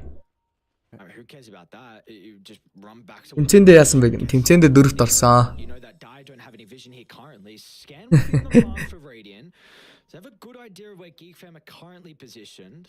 SMG being very patient here. They can start Roche with the draw. Just for fun гэдэг нэртэй тоглосон. They're standing in great position with ET and Venge. Oops, scam. It is Я масараас and he might be бие үзүүлээд агниттэй болохоор сайхан ингээл бие өгöd байна да. Инжи. and it seems like he has nothing to Swap-л оруулаад ирсэн. Position алдах боломжгүй болохгүй бодрыг нь оруулаад ирлээ да. Нарманг өөрөө зодоо алсан. Үхэнгуудаа шууд стан бол swap нь бэлэн болчдөг. За стандаж оруулж ирж хагаад Phoenix-ийн өндөгний стандартаас бол скемиг нэмж алж байгаа. 2 батрын buyback. Бостон дээрээ бууж байгаа. За Axe-ийн блинкийг хорих гэж оролцсон боловч тэр Phoenix-ийн 2 дугаар скилний дэмэж нь 0.8 секундын дараа дэмэж үзүүлдэг. Тиймээс тэр оронд нь блинк чиж болдог байгаа даа. No one гараа явсан. He's gonna get out, but that means that they're losing Roche here. Рубик хамгаалтанд үлдсэн. За No one бол Рашаны хажуугаар нилээн Did and great jump by Force. Эно хийгсэн бодолтой л үүгээд байна да. Well, the Gyro was just Пакийг харах зорилготой баард looked like it was gonna start out to be a good fight, but Лотосны хажууд бол гаргаж ирсэн. За Жайро ганцаараа роогоо зөхөд үлдсэн нь бол Пакийг эднээс хол байлгах зорилготой хөдөлгөөнийг хийсэн байгаа даа. this is also where you gotta think. If Venge goes for an aggressive swap like Дараагаа авсаа. Улнит, sacrificing a little bit Дайдалустай, Эйжстэй, your draw is за багтаа нэмээд Чизтэй болсон. I don't know, they couldn't really take that fight even though they swapped the Rubik in and wanted to be the aggressors. Oh, at a stage was 4%. Тэнцээндээ дөрөвт орсон guys. Тэнцээнийхээ тоглолтыг стримэж болохгүй. Тэр та тоглолтуудын үзэл UB барьер дээр байгаа хоо. Continuing to try and Манайд хинт ил тажигдсан. some time. Onet's gonna get towards the Satan. Сүулт Yeah, we're gonna get more Лаурын финал дээр лил Invoker. I want to нэг юм бэлтгэсэн байсан чи юу вэ? Миний юм бэлтгэсэн байсан хүн гарч яваад лил ороод ирсэн байж. Would you prefer the axe to go down that route if it can reach it compared to the gyrocopter to kind of minimize, you know, the wave of terror? Би битэдээ хождог тэр 3 орстой багийн 3 орсынх нь нэг нь Hydra, нөгөөх нь юу ч хэлээ. Ийм баг гэдэг. Action against the draw piercing. Лифтан чинь Hydra-гийн position дээр. He doesn't just Hydra гэх юм уу? Hydra гэх юм уу? wants the full armor from it. Hydra л та уугэнч. Why we see him go for this Хэдүүлээ Hydra гэсээрээ сурцсан болохоос. instead of something like the butterfly here. I would also be down to see UB барьер дээр хин хоцсон юм бэ? 1 2 3 гэд баг. as well and still good damage. It gives you 10 armor nowadays. So it would be an option as well for the gyro that would 1 2 3 нь одоо хуучин critics юм уу? Хуучин critics гэж одоо шинэ critics гэдэг нэртэй болж байгаа. A pep in their step now, kn1fe. Critics оргийн баг. The map and now they're gonna start to get some. Манай хуучин багт байсан нөгөө нэг Tami Dark Mark гэдэг үнэр. You mentioned it. Тэгээ Panda гэдэг хүүхэдтэй. Нэмээд Now let's give him the allow. Оболцын дөрөв байсан GTR буюу ананд ороод He's gonna be inside тэгээд the fights. ишгэ байгаадсан байна. steroiding Нэг him. ишгэ байгаадсан. They're solo cresting him, alacritying him, and just generally buffing him up. Even the movement speed of getting rebound during the fights. So they have a big gyrocopter issue on the side of SMG right now, and this is where we gotta think: are they gonna be able to add some halberds? Are they gonna be, you know, adding some tools to try and deal with them? Right now, it looks like Хөөфийнхэн хэдд орлоо? 3-т орсон баха. trying to get the big impact. He is very close. Full hex is coming out now, actually. Afu. Just walks up the high ground. The stomp. Yeah, the interesting things that can happen when you have the echo. Хоёрт нь манайхыг хөждөг байгаарсан. Sometimes you just fly in, you forget about whether it's toggled or Манай хулгай орсон юм уу гэдэг. Хулган ч одоо надтай хамт орох юм шүү дээ. Хулган битээр ороод манай нөгөө худ улдаа байдаг шүү дээ чаваас. Манай Divine найз. Position 5 дээр хүн алдахгүй. Үзэгчдээсээ нэг хүн аваад тэгээд арай бас дэндүү бахар за боли ядаж загнахад ойрхон гэд худ ултаагаа аваад. and has blade mail ready, then you know double calling her does pretty much solo kill her. Тэгээ манайд That would be дөрөвт орсон. a very big item for him to finish. Gotta say, you got one of the best neutral items then as well, with the extra mana from the Dandelion's amulet. Extra movement speed is always nice for a blink initiating hero too. Yeah. And also a potential to block magic damage might save you Ань тоглож яг үндэ хоржих гээд шүү. Юу вэ? if you Биг фамийнхэн ч гарч ирэх гээд байна. Хожих гээд байна. Боломж байна. Interesting pathing out of Team SMG. They're probably going to be able to catch them off guard. It's important if kn1fe can get to this high ground first and start to get some vision. oh no Rubik. Now I'm inside. За swapч ор. Үүе ямар хурдан алт юм бэ? Энэ Rubik яг шүдний өвчин болж байна. Винжэ. Амар их бие өгдөг. Back as well. Тэгээ харагдах юм бол swapч чинь. Cast range нь бараг адил. SMG. I think they just draw Top-ных нь cast range. try and shove the boys on Geek Fam back inside their base. I would almost have liked to see them just chase there because if they were to take the fights, hunting after them, sure, it's up a high ground, but maybe they could get a fight where it's actually 4v5. I guess they can still get it in time here, though, as Rubik still has 45 seconds and buyback on cooldown. Swapping through. Dude, there's a lot of damage on the Зяа бол нийт унсаа. Рүүвийн шаарттай high ground нэр гарч байгаад маш төвөгтэй болчихлоо. can look for a swap back outside the base. He's trying Энэ Rubik гэдэг баатар backline-аас тоглодог баатар мөртлөө энэ султал нь юм баггүй юу? Backline одоо жишээлбэл артлаас тоглодог баатар байна шүү дээ. Тэгэнгүүтээ Underestimated the Aghanim shard of Drow. force. одоо Oracle Shadow Demon митийн баатрууд байгаа юм бол багийнхаа үний артлаас за энд action болчлаа. Sorry. Өндөг задлсан. Scam орж ирээ өндгийн зохих гэсэн чи итгийг өлтгээд ирээ. За энэ дууссан бах уу дууссан баг. He's too fight too much to handle. Нөөн голдон дахиад эргэжж байгаа. Мислэн дээрээс кокцыг барьж авсан. Next, it's all up to force from multi. Actually got the call. Turn the tides. He's going to be able to get no one, and the call is out as well. За хоёрын buyback дээрээс юу ч гэсэн ууг нь Heavy investment. Geek Fam. Пакийг ангааж чадлаа. Мид он унсангүй. Нэг нь хекстэд нөгөөх нь стампсан, magic missile хийсэн. Гараа авчиж байгаа юм байна. Харин оронд нь бол Phoenix-ийг унгааж байгаа. So much more. Танд Rubik гэдэг баатар гэд ярьж ирсэн шүү дээ. Одоо жишээлбэл Oracle ч юм уу Shadow Demon гэдэг баатар байх юм бол багийнхаа хүний хойдолд нь байдаг болохоор айлынхаа үнэтэй нүүр тулгарддаг шүү дээ. А Rubik болохоор айлынхаа үнэтэй нүүр тулгардаг. Cast range холтой ч гэсэн араас тоглодог баатар ч гэсэн айлынхаа хүн дээр скиллнүүдэд ордог болохоор Axe really gonna set them back here, and you can see the desperation on Gyro now. He's queuing up the rapier. ий үзүүлэх шаардлагатай болчихдог. I think it's gonna be a little bit too little, too late here. Гэвч тэгтээ Invoker жоох эвгүй юм байна те гэнэ. Swap him in. And Мэдгүй байна өө. Ямар байд бол юу ч гэсэн би бол Cox-ыг Invoker тоглодог гэж бол санахгүй л байна. Мэдэхгүй л she байна. doesn't have any high ground miss chance because she's standing on a high ground herself, and she can just lay in the right clicks onto a gyro. We see him using it again, scouting a bit with it. Одоо энэ өдөрт хар мянга тоглодог хүмүүс шүү дээ. Одоо энэ бүр Also, a huge part about this. практик хийж амар тийм хүчтэй болоод байгаа хүмүүс биш дээ. Ийм хүмүүс чи яг баатраа бүр цол мэдэрдэг байхгүй юу? Even if you get jumped, if you're standing on the glacier, Би ийм үед үхэхгүй, би ийм үед but he gets the glacier. зүгээр ч гэдэм үү. Ер нь энэ тоглогчдыг өөрийнхөө онол мэдлэгээрээ тоглодог нэг төрөл зөө юм. А тэгэнгүүтээ практикаар тоглодог нэг төрөл гэж хоёр хуваагаад байгаа. Бараг. Team fights for SMG just will be much easier to execute when you have an egg and ET that can easily protect the Elder Titan, when you have Avenge as well that can also do that. Yeah, Баатраа гаргууд мэдэрдэг. I agree 100%. And all of it comes back to Masaros, right? That offlane venge is so huge in this game. А нөгөөх нь бол ямар ч баатар дараад өгсөн хамаагүй. Butterfly, Ер нь нэг she can just run. өөрийнхөө үүрэг оройл ингэх ёстой, тэгэх ёстой гэдэг бодлоор яг нөгөө нэг Never mind the chaos. онлын хүрээнд тоглодог. Swapping people around and stunning Энэ them. Cox бол яг бүр ингээд практикаар тоглодог. For a ward into a swap. Ийм хүмүүс ер нь өдөрт ингэж 20 морь давж тоглодог байхгүй. Oh, it went gyro. And there we go. They're going to get the gyro. Бол Invoker их тоглодгоо бол Invoker-оор сайн тоглоход жоохон хэцүү л баг. As where is the damage going to be left now for Geek Fam? They're going to look Өөр Монгол амархан жишээ мэд юу вэ? fight Монгол хүмүүсийн мэддэг. Практикаар тоглодог гэх юмар баг лил байж болох л. to take the series. Ил ч одоо өдөрт баг л 25 мод. Fam down.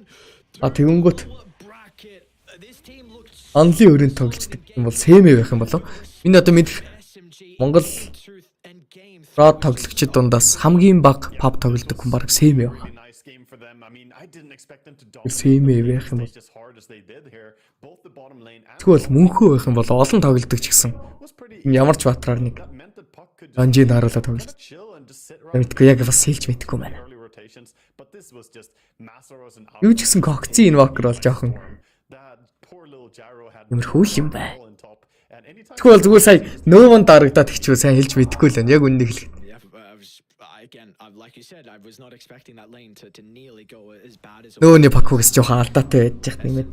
with I mean this is going to be a huge victory for them as well, considering this is a game where this is a new roster. Like how much time have they had to work together as a team, and we were seeing Яа за.